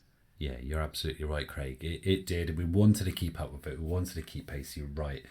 And it was also, I think, because we were finding in some respects that we were just getting priced out in the market. Now, earlier on, we had said about what we had managed to purchase ultimately in 2022. But we were more focused. So it got to the stage where the numbers between those old fossils and the Modern Way were 5 shows apart. In fact, we had launched show 12 in January of 22, and it was 5 months later in June that we launched show 13. It had been 5. I mean, that's a huge gap. There was all sorts of stuff going on. You know, we were really, really enjoying ourselves. The Attack of the Clone month was hilarious and brilliant fun to record. But those old fossils had taken a slight sort of back seat. Not intentionally, it's just the way things happened. So we looked at it, and I think I was the driving force behind this, probably because I wasn't purchasing modern at the rate that the rest of the crew were. So we've gone for a bit of a change, and now after 6 months, we've seen quite a few changes. And like we would say, a plan never survives first contact. And you have your plan, and then afterwards you need to change it again and modify. And it'll only be a fool who just sticks blindly with a plan. So as you can see over the last 6 months, what we've done with those old fossils has changed. And each month we've sort of changed it and hammered it in. But if we look back now over the changes which have been introduced since July, where we've focused on vintage figures, what are your thoughts? I mean, I've just said let's have a general chat about the way things are going and where you think it will be going. I think for me, we did the Vader show quite early on, and it was a one-off. And I think subconsciously been collecting Vader anyways, but it's on a personal note, it's taken the lid off for me. I started the year with 3 Vader mint on cards, and I'm now sitting pretty on 7, a 12-inch Vader, and Clyro bubble baths and Helix pencil cases. So it's definitely propelled me in a certain direction. But I've really enjoyed it, and having those deep dives and is interesting, and certainly doing the research beforehand, and we're having a lot of fun with that, throwing up pictures and images of various characters. Some are easy to find than others, as we're finding out, but there's some stuff on there that it just really opens your eyes to what's out there, and keeps you learning, keeps you fresh and on your toes. But yeah, I've loved it. It's been good fun. For me, I think it was the right move. I think it's great recording the niche, the Beyond the Toys, those little things. But if you go on to groups like your Echo, your Imperial Commissaries, your Bespin Primes, your 12-pack groups, your Jabbers, 99% of collectors are just about the toys. And there's your bread and butter for vintage. You've got to be covering the main topic that people want to listen to, and that's where it starts for everybody before you get into that other stuff. So I think it was a sensible decision, and we're still touching on the oddball items, aren't we? I want to be able to do that. Craig, jump in at any time, mate, because when we come up with the figures, what we say is, right, what do you want to talk about? What have you seen? Let's go for it. So it's good fun for us behind the scenes, where we're like, right, crumbs, Rebel Commander, where is he? And so we'll be looking for these things, and maybe we can just find some straightforward bits and pieces, or a proof card here, or and we'll come to the guests shortly. But there might be some sort of more esoteric areas within collecting. But I think it's gloves are off, no holds barred. Nothing is off the table, and also by trying to promote it more, and as we evolve, we're now sort of notifying people on our Facebook group of this is coming up soon, these are the figures we're looking at, what are your thoughts, what do you know, tell us.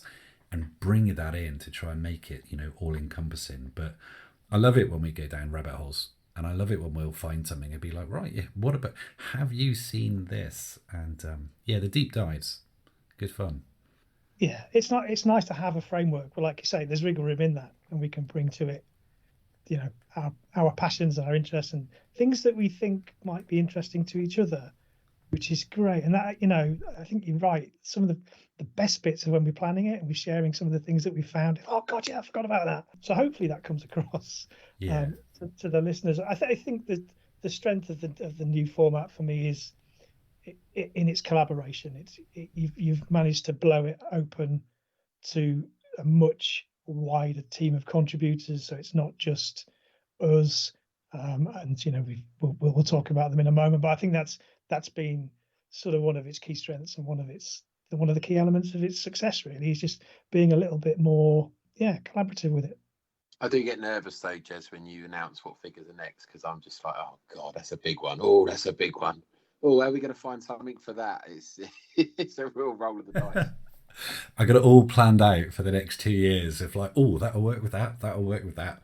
But things have had to slide and things have had to slide again. So the figures which we're going to be doing in February, I'd actually hoped to do in December, because, these were the Hoth-based figures. And I was thinking, oh, snowy white Christmas. And it just shows you, how things change. And as we look at it, we're like, oh, let's do this. And, inadvertently, the Leo one was just so huge.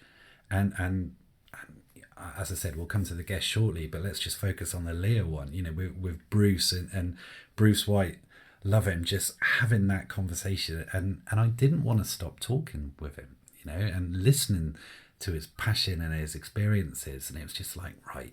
And when I got David DeMarcus on, and when we had Ron, and we'll come to this, it was a case of, we need to cut this in half, and we'll have this as 2 shows, which then pushes everything to the right, and we'll do this. So, and that's it. I think we can't be too hard over on what we want to do. It needs to be that feeling, what feels right, and what we think is appropriate at the time.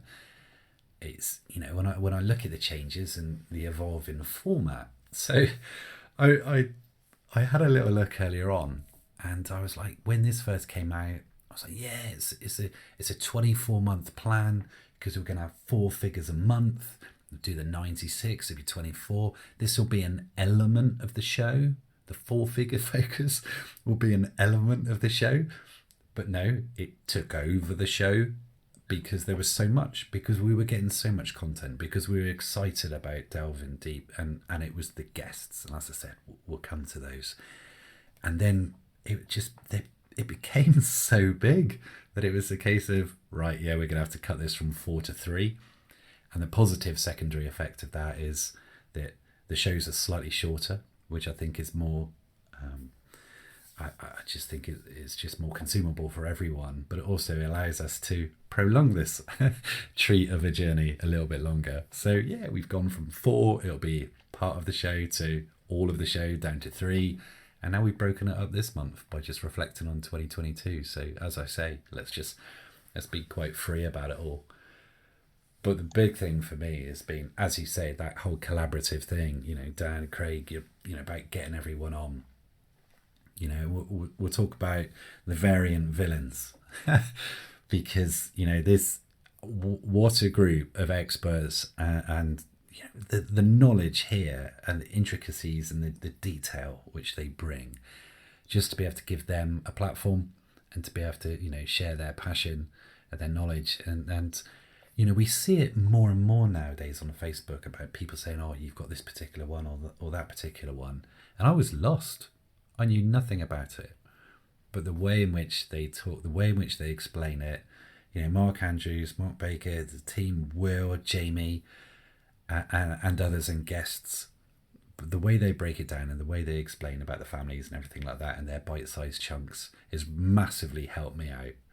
And Craig, you've been working quite closely with it, haven't you, when you've been doing the enhanced? How have you thought about this? Oh, I've learned so much. It's no secret that things like variants and and mint on card variants and things like that are a bit of a blind spot for me. So to sit down every month or so and illustrate our conversations is a lot of work, but I do enjoy it. So, we do put the enhanced together to just support what might not come over in just an audio podcast. So if you do want to see what that scarred coup looks like, it'll be in there somewhere. But it won't be somewhere. It'll be at exactly the point we're discussing it. But I think it's great. I think it's great if you were thinking of focusing on a figure, or you just wanted to know a bit more about a figure, you could go back to that specific episode that figure's featured on, and even if it's just to get a quick overview and then do a deeper dive via their websites or whatever, it's a great way of introducing yourself to that figure and what's out there.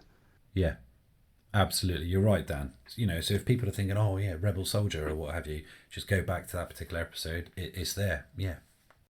So that's the variant villains, and that's been good fun. Really good fun bringing them in, and they've been so can-do, and it's just been getting better and better.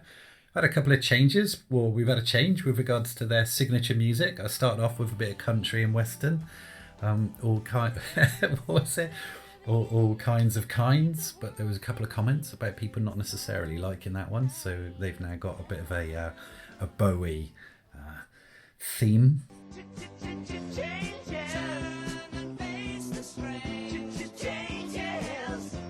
It's gonna have to be a different man. Now may change me, but I can't trace. But there we go. And then moving on. So the other sort of key staple of what we have, Ron Salvatore. So we've been so fortunate. We've worked with Ron in the past when we were on the Vintage Rebellion, and Ron has produced and provided us with so many great recordings now for those old fossils, to give us his insider knowledge on stuff from the Star Wars Collector's Archive. Stu, what are your thoughts?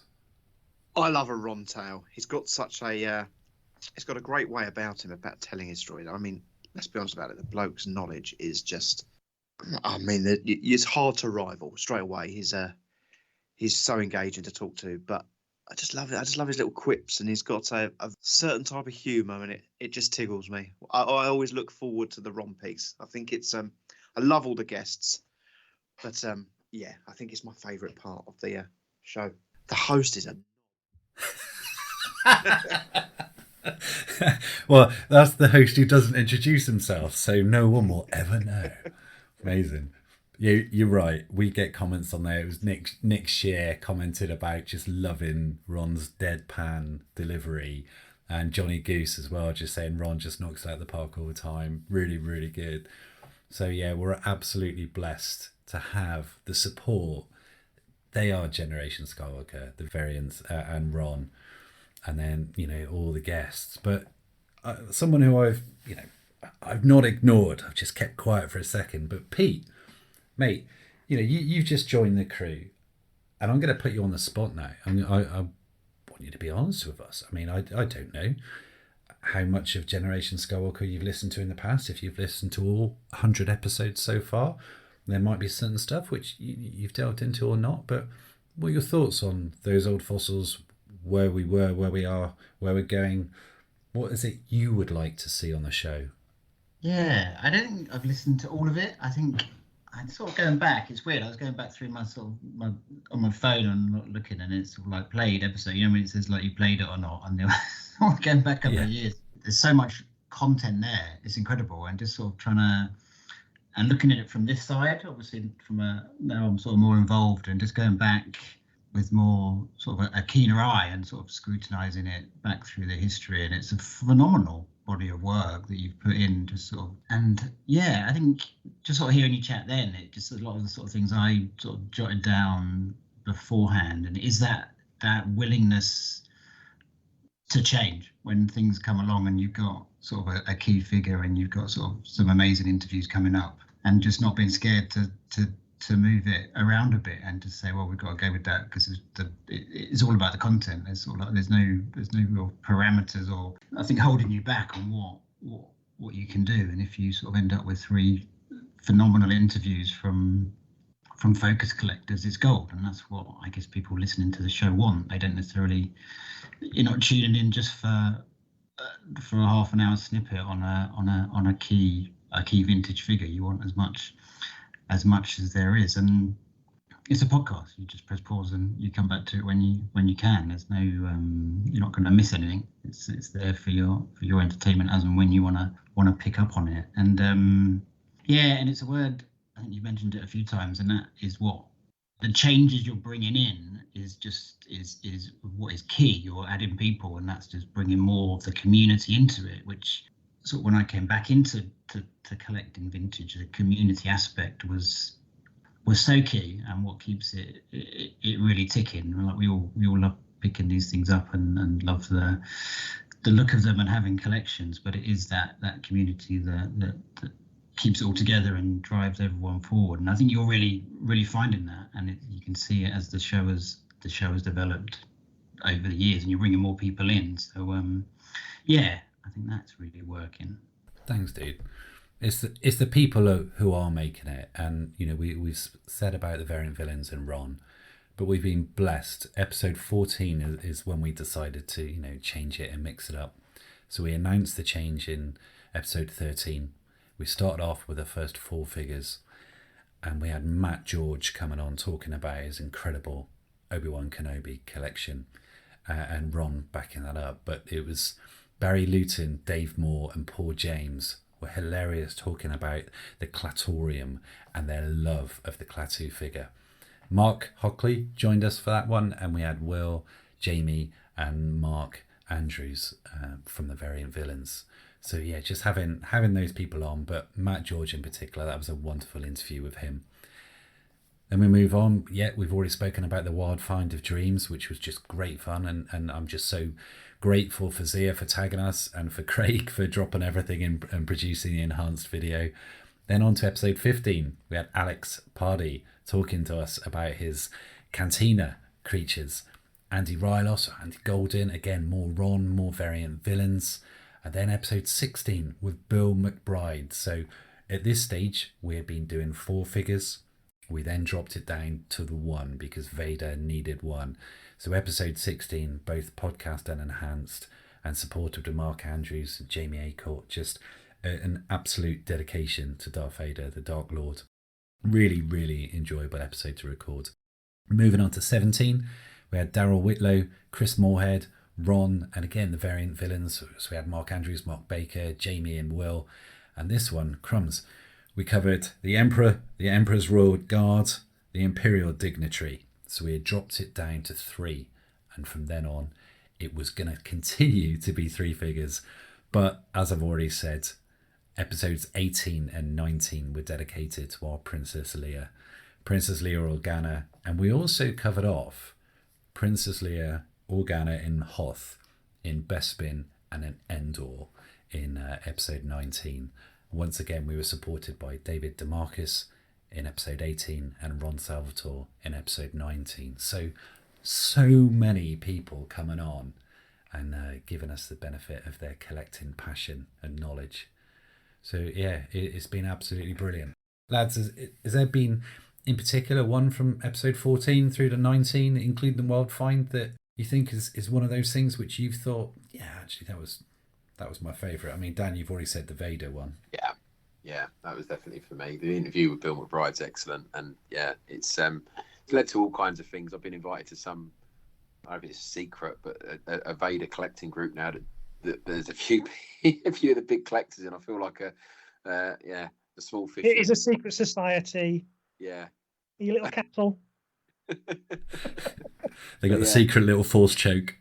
Yeah. So yeah, we've been showing off our Darth Vader tattoos and all sorts on there. But yeah, it's good fun. But yeah, it's that for me. Yeah, brilliant. You still got your Vader tattoo? Have you covered it up yet? How can you cover up something that big and black? With a great big Death Star. Yeah, it could be. For me, with regards to the guests, you've just named them all there. I think people like Bruce and that are brilliant, but I think Matt George was a real education. I listened to that on the drive home from London Film at Comic Con, and it was that interview was an education. I mean, anybody who wants to learn about different aspects of the hobby, that was brilliant. he was bang on the money. Yeah, explaining so much about the production, how the whole process was done from start to finish. And as you say, Matt's such a knowledgeable collector, one of the co-authors for the collecting book. So yeah. And Pete's got a lot in common with Matt, haven't you, Pete? You both got 2 first names. It's a rarity. That interview was great. And watching that with the enhanced as well, it's just pretty phenomenal. And just to have all of that together, and as you say, as a resource going back, if you come in a year or so and want to go back and look at these figures, and it's just there. It's phenomenal. Yeah. I think my favourites are still yet to be enhanced. Right. So the last 2 and the Leah ones I thought were great. I mean, I think each show gets better and better. They just get a little bit slicker and they just hang together that little bit more. And I just think that one, I listened to them both back to back. I waited till they were both finished. And I think Bruce particularly comes across so well. What a lovely guy. I've never met him, but I feel like I know him a little bit through listening to that. So I think I can't wait to get started on putting some pictures with those words. But I'd also like to echo what Stu said about Ron. I just think his pieces are always brilliantly written and beautifully delivered. And they've got that real mix of sort of passion for the subject and irreverence. And he just walks that line all the time and nails it. But he's also very good at contextualizing whatever it is he's talking about, whether that's tied to what was going on at Kenner at the time or just generally in pop culture in that era.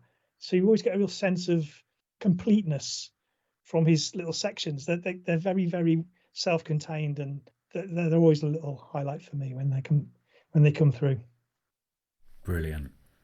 And you said they haven't been enhanced yet, so there's going to be loads of people are breathing a sigh of relief because the Leah ones will get done, won't they?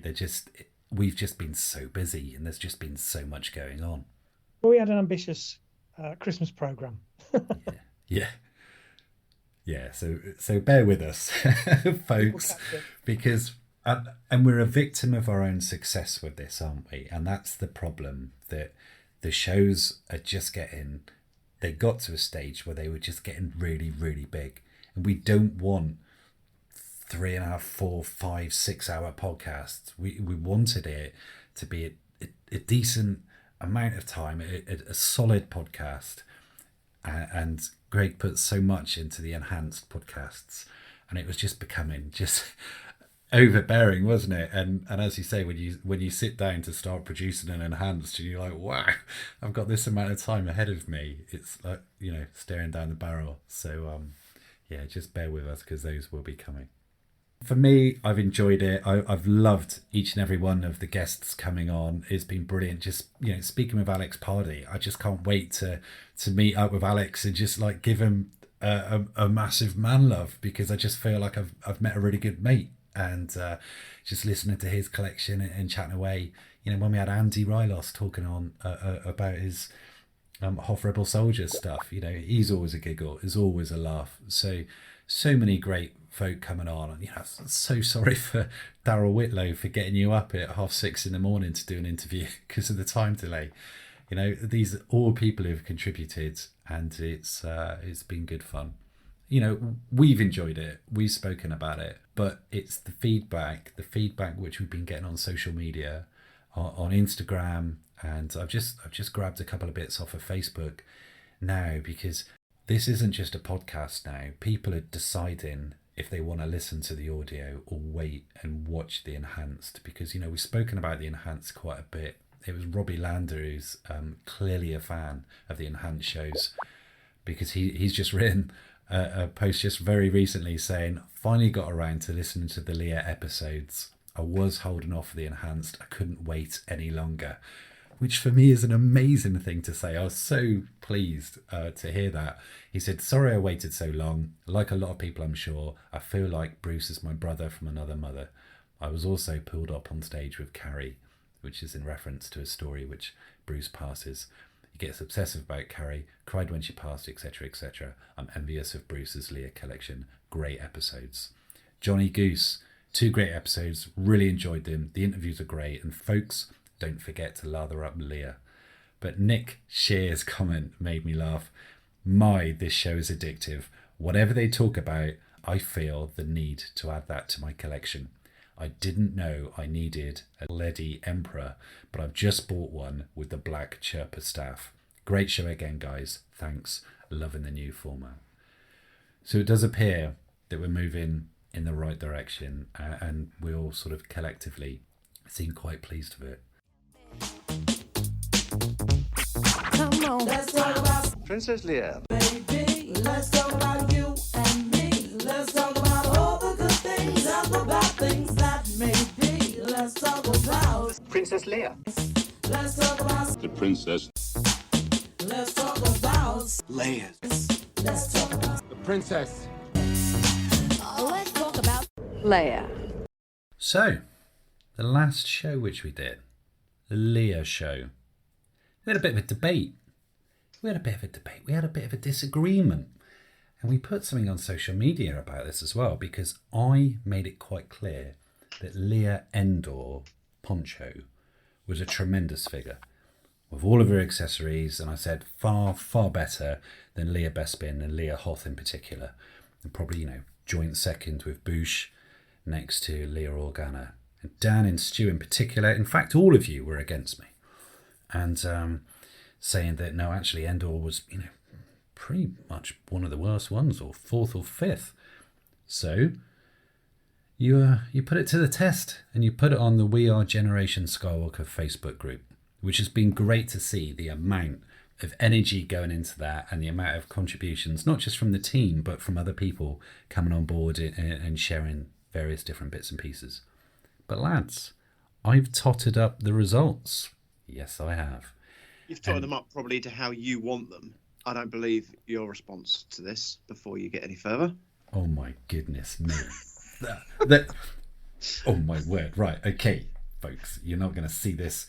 You definitely won't see it on the enhanced, but you will hear it on the on the audio. Is I'm now sharing my screen with you guys, because as you can see there, I have been diligently writing it down. This is a 1, this is a 2, this is a 3, this is a 4. Oh, my goodness me. I'm so shocked. This is accurate. You're doubting my integrity. Right. Okay. So, Dan, you put Leia Hoth as first, Organa as second, Bespin as third, Boushh as fourth, and you slagged Endor right off. Look at Stu. Okay. Listeners, Stu has turned on his camera. He's got some Leia buns. He's wearing a dressing gown, and he's oh dearie me, he's just exposed his shoulder. It's all kicking off. Can anyone boot him, or just like, there we go, turn off the camera, much better. So I'm gonna cut straight to the facts. The lower the number, the better, because you got more 1s or 2s, etc., etc. The higher the number, this one is the least popular Leia. In 5th position, who wants to guess what it is? I saw them coming in. I would guess that it's Bespin or Hoth. Yeah. In 5th position is Bespin with 92 points. In 4th position was Hoth with 86 points. In 3rd position was Endor with 66. 2nd position was Boushh with 55. And 1st was Organa, original, with 43. So 43, 55, 66, and then a jump up to 86 and 92. So Endor definitely above Bespin and Hoth. So yes, completely vindicated. You guys put right back in your chair. And it was, Tim V. Coven, Wendy Williams, Rob Thompson, Jared, Mark Spriggs, Neil Tobin, all saying, Jez, we're on your team. They're completely wrong. We don't care. I don't care. I still don't care. It's still wrong. Anyone who puts the Return of the Jedi figure above an Empire Strikes Back figure is mental. Oh, that's damn, that's a big comment. It's a big statement, isn't it? They're great figures. They're the best line. Empire Strikes Back are the best line. We're not going to open this up again, mate. But No, but it's true. Well, it's not true because it's just been completely debunked. We've had more comments and more interaction on this post than any of our posts so far. There's been close to 50 comments on this post. People voting, loads and loads of people voting, and they have voted the Empire Strikes Back figures bottom. Fact. This must be like when you do when we do a committee, Jez, and you don't get the answer. Can I ask you a question, Dan? No Return of the Jedi figure is better than an Empire. There is no Empire figure better than the Emperor's Royal Guard. Yes, there is. No, there isn't. Yeah, there is.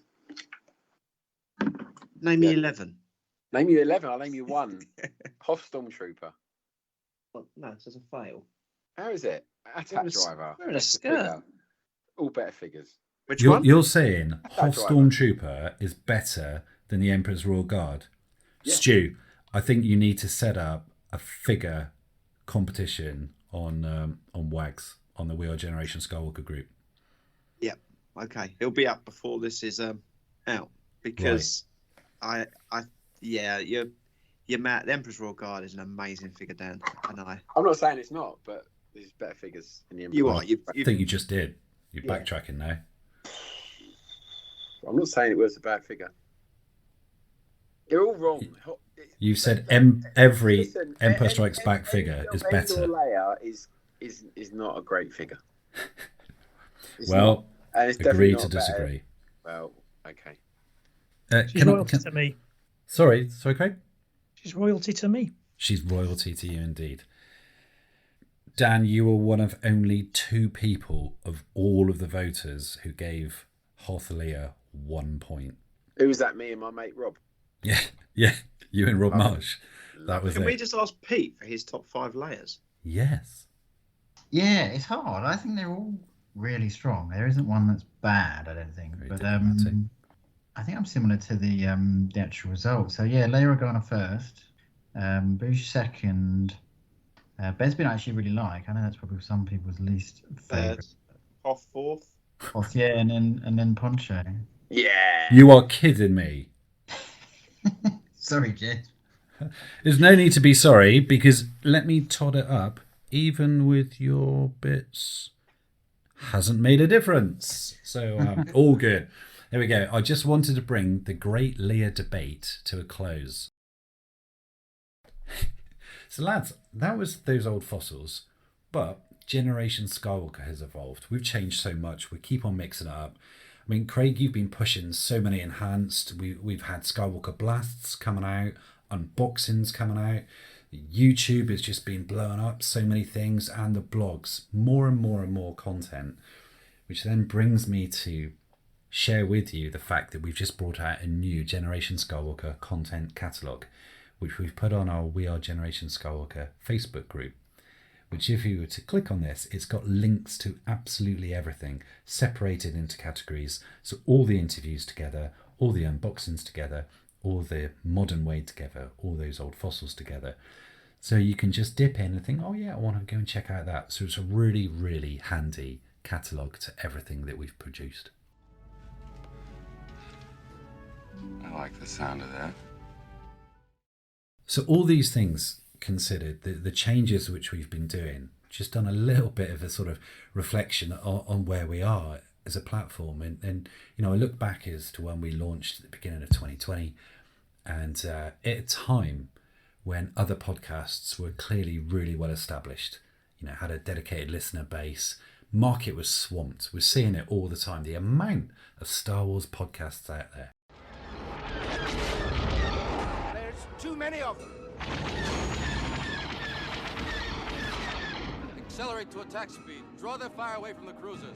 Copy, Gold Leader. So it was, you know, quite daunting starting fresh in 2020 as opposed to starting fresh, you know, good 5, 6, 7, 8 years before that. So we've pushed, we've persevered, we've focused on putting out accurate, relevant, interesting content. And it's hugely important for us to have something which, you know, we've enjoyed doing. You know, we've faced stiff competition from lots of others. There's lots of other podcasts which are out there for people to listen to. At a time when, love and support in some respects for some aspects of Star Wars and the Star Wars community has begun to dwindle slightly, but having looked at our figures and how things are developing, our light seems to continue to burn and burn quite strong. We began in 2020, have grown into 2021, and then again grew into 2022, and not decline as we hear so many other podcasts suffering. But the changes I think we've implemented this year, and the guests primarily that we're getting on, have ensured that this year, lads, we've been going on about an average of a 6 to 9% increase year on year. But from June, we've had a whopping 45% increase on our interactions, on our downloads, and on our views. But it's the downloads in particular, 45%. So it's been an incredible, and it's just, at this stage, I just want to say thank you to all the contributors, the variant villains, Ron, and all the guests we've had on, because to jump up like that by 45% is, something which we're all delighted with. So thank you very much. Remember, the Force will be with you always. So we had a little look, and who's been listening over the year, last year in particular. And I just want to say to those people in South Africa, Austria, Bulgaria, Costa Rica, Guernsey, Honduras, Chile, Kuwait, Malta, Peru, Turks, Taiwan, Indonesia, Czech Republic, Brazil, Mexico, Japan, Ecuador, Cyprus, Isle of Man, Romania, Croatia, Turkey, Italy, Sweden, Norway, Greece, Thailand, Singapore, Denmark, hello to you all, France, Germany, Switzerland, Israel, Portugal, Belgium, India, New Zealand, Netherlands, Spain, Ireland, Canada, Australia, and the United States. Thank you to all of our international listeners. It's absolutely brilliant to have you on board, checking out Generation Skywalker. That's insane, isn't it? And UK make up 65% of our downloads. So that's a significant number of external and foreign to the UK listeners. And we're just hugely grateful for your support. But yeah, what a list. Russia and Belarus don't get a lot of the enhanced versions. Indeed. And we've got 0.36%, which is down as unknown, unable to identify the geographical locations. So, okay, galaxy far, far away. Indeed. Generation Skywalker changing in 2022 into 23. Which leads me then to go on to, what are our plans and hopes for 2023? What's on the horizon? Echo Live. Whoop whoop. February 4th. Yeah, indeed. February the 4th, Echo Live. So just after this show's going to come out, we'll be there in Redditch, and something which we all look forward to. But not just Echo Live, we've got Celebration as well. Everyone's looking forward to Celebration, Easter weekend. But we've got Scoop. Well, if there's a bright center to the universe, you're on the planet that it's farthest from. Now, not sure if this has been announced yet. There might even be some people on the team who aren't aware of this. We're really, really pleased to be able to announce that the next farthest from the love letter to vintage collecting is going to be on the 27th and 28th of May. So 27th, the Family Fun Day, 28th, the Vintage Collection, 27th, 28th of May 2023 in Fordingbridge, Dave Tree's Farthest From, with a Return for Jedi special feel to it. More details coming out on the Farthest From Facebook page and of course on Generation Skywalker. So that is something for us absolutely to look forward to. 3 great events in the first half of the year. I'm so excited. What one do you look forward to the most? I don't want to say it because I love all of them equally, Daniel. But it is phenomenal. There's 3 in 4 months, 5 months. It's quite a treat. You consider the sort of COVID years when we were starved, and then we got those 3 in 5 months. Bring it on. Indeed. Become more powerful than you can possibly imagine. I said it at the beginning, what your plans were at the beginning of 22 for the year. What was on your list? We're going to go around again now and find out what is on your list. Some of you have already given a little clue, but we're just going to pin it down. 4 things maximum. 4 things that you're on the hunt for in 2023. Pete, I'm going to start off with you.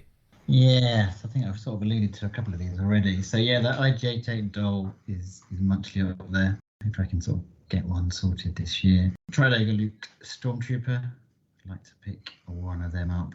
And the R2 pop-up as well. That would finish those 2 runs that I've been doing for a number of years now. So it'd be nice to finish those off. And I need to go back to my tops sort of collection. I've got a number. I'm sort of missing about 3 other display boxes for the cards. I think that's 4. Is that 4? Yeah, that's 4. Okay. Stu? Do you know what? This year's going to be more about me actually getting everything displayed properly, but to crack on with the loose will be a priority.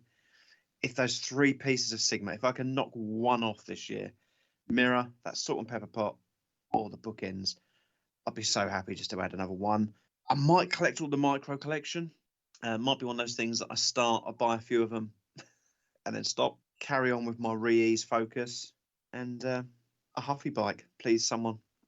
Sorry, the reuse focus. Where's the reuse focus come from? I've been doing it for about 10 minutes now? I was thinking about, you know what, reuse, I can remember being a child.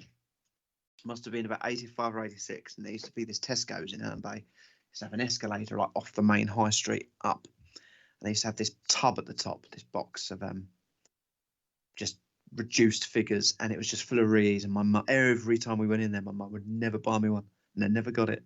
And yeah, now I've got a lot of them. So yeah, gonna have a re shelf. Yeah. So what, you can rub it in your mum's face and say, "Look what I got." You didn't get me it. Yeah, just I think he pops up on quite a bit of Beyond the Toys stuff. So yeah, just one little shelf. Just Get yourself a nice little Sakuda. Get yourself a nice little Sakuda. Read these. Add to your focus. I might have it actually, mate. Yeah, bear with me. I've got 2. I've got a feeling one of them is Rees. You ever get those occasions where you wish you hadn't said something? I can't get to the mates. There was stuff in the way. Oh, what a shame. Okay. So yeah, great focus for 2023. Great. I tell you what's on my list. Yeah. Watching Stu's unboxing of his Sigma display. Yeah. For the summer. I'm very excited by that. I don't own a single piece of Sigma. I feel like I'm collecting it through you. It does hold a massive amount of appeal to me. Can we take it as read that the things that you listed earlier can roll over, and we'll count that Absolutely. as one? Yeah. So the lecture set display, the Gamorrean Guard, Addis Bottle, and the Omni Vader. I'd like to add to that a very exciting Random House bookmark of Vader, which is the only one I don't have. Yeah. Yeah. I am definitely going to finish the Look-ins run this year. I think I'm about, a slack handful off owning every significant Star Wars mention in a Look-in magazine. And when I say significant, I am counting things like people listing Star Wars as one of the things they want to find in a pen pal. So it's quite a granular exercise. But I am going to finish that. I am going to finish the blog.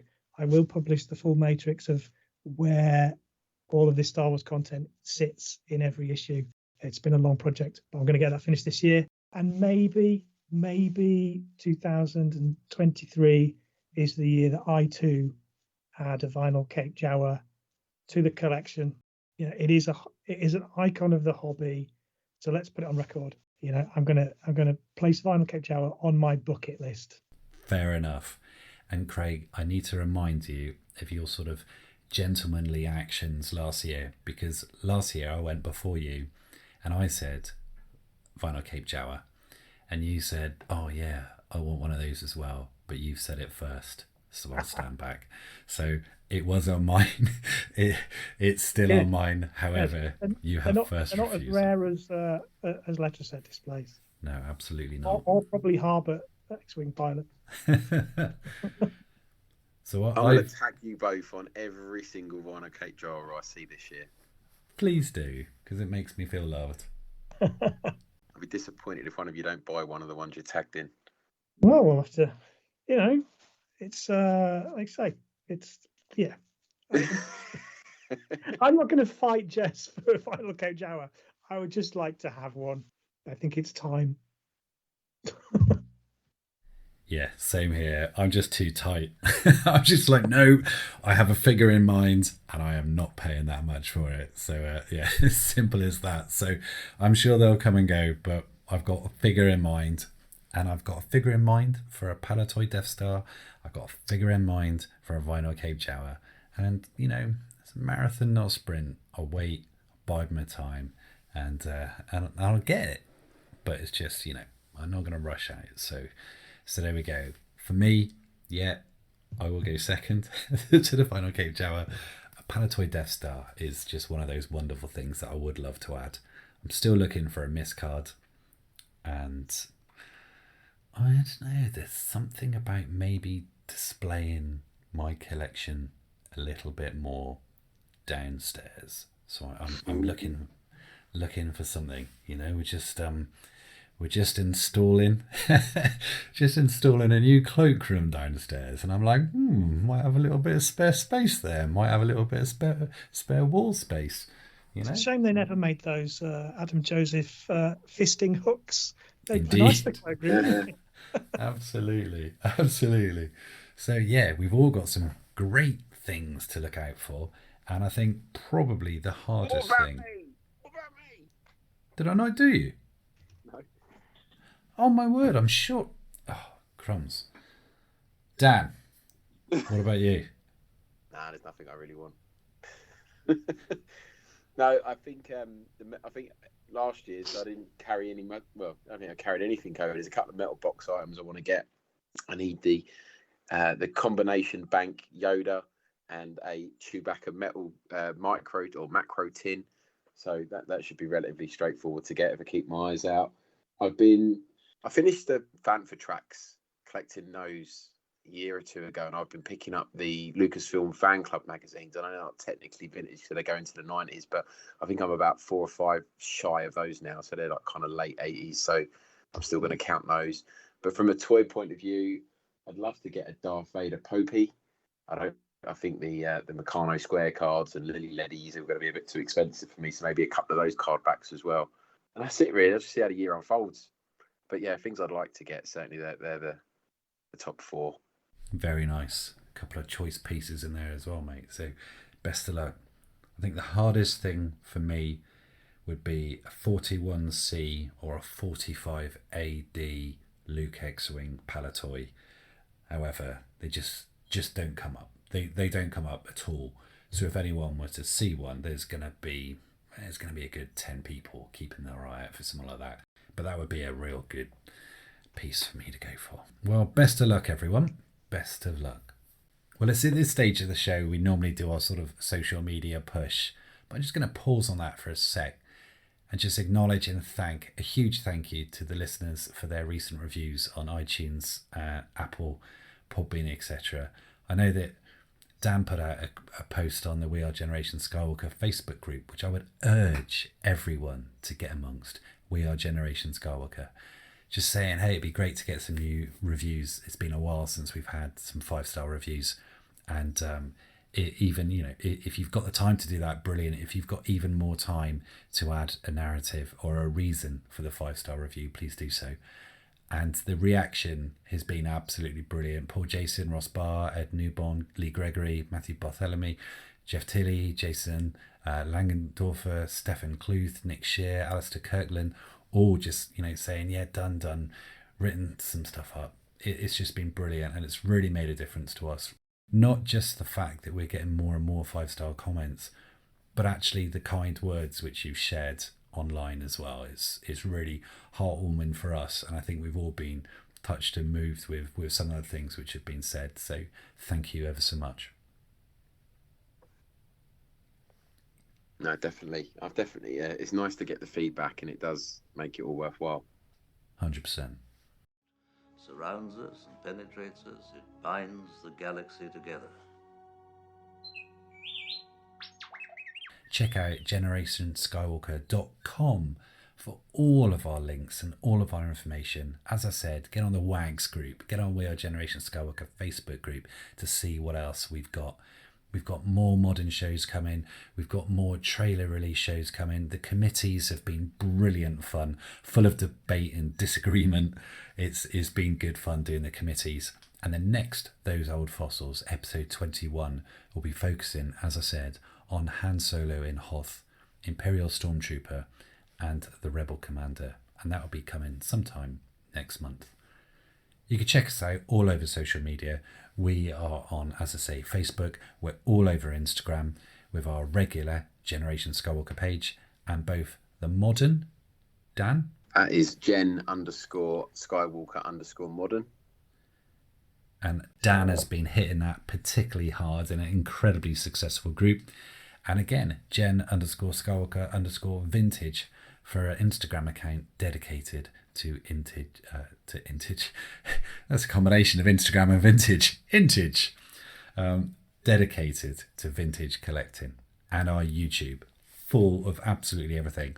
All the unboxings, all the Skywalker blasts, and all the shows which have been enhanced. It's all on there on our dedicated YouTube channel.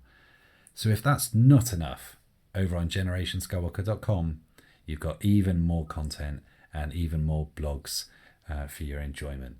So much stuff being produced over the last few years, and definitely a lot more to come in 2023. But until the next time, it's goodbye from Craig. Cheerio. It's goodbye from Dan. Night night. It's goodbye from Stu. How do you unlock doors on Kashyyyk? With a Wookiee. I'll see you next time. And it's goodbye from Peter. Cheers, guys. Good to see you all. And it's goodbye for me. We are Generation Skywalker, all eras, all passions, all Star Wars.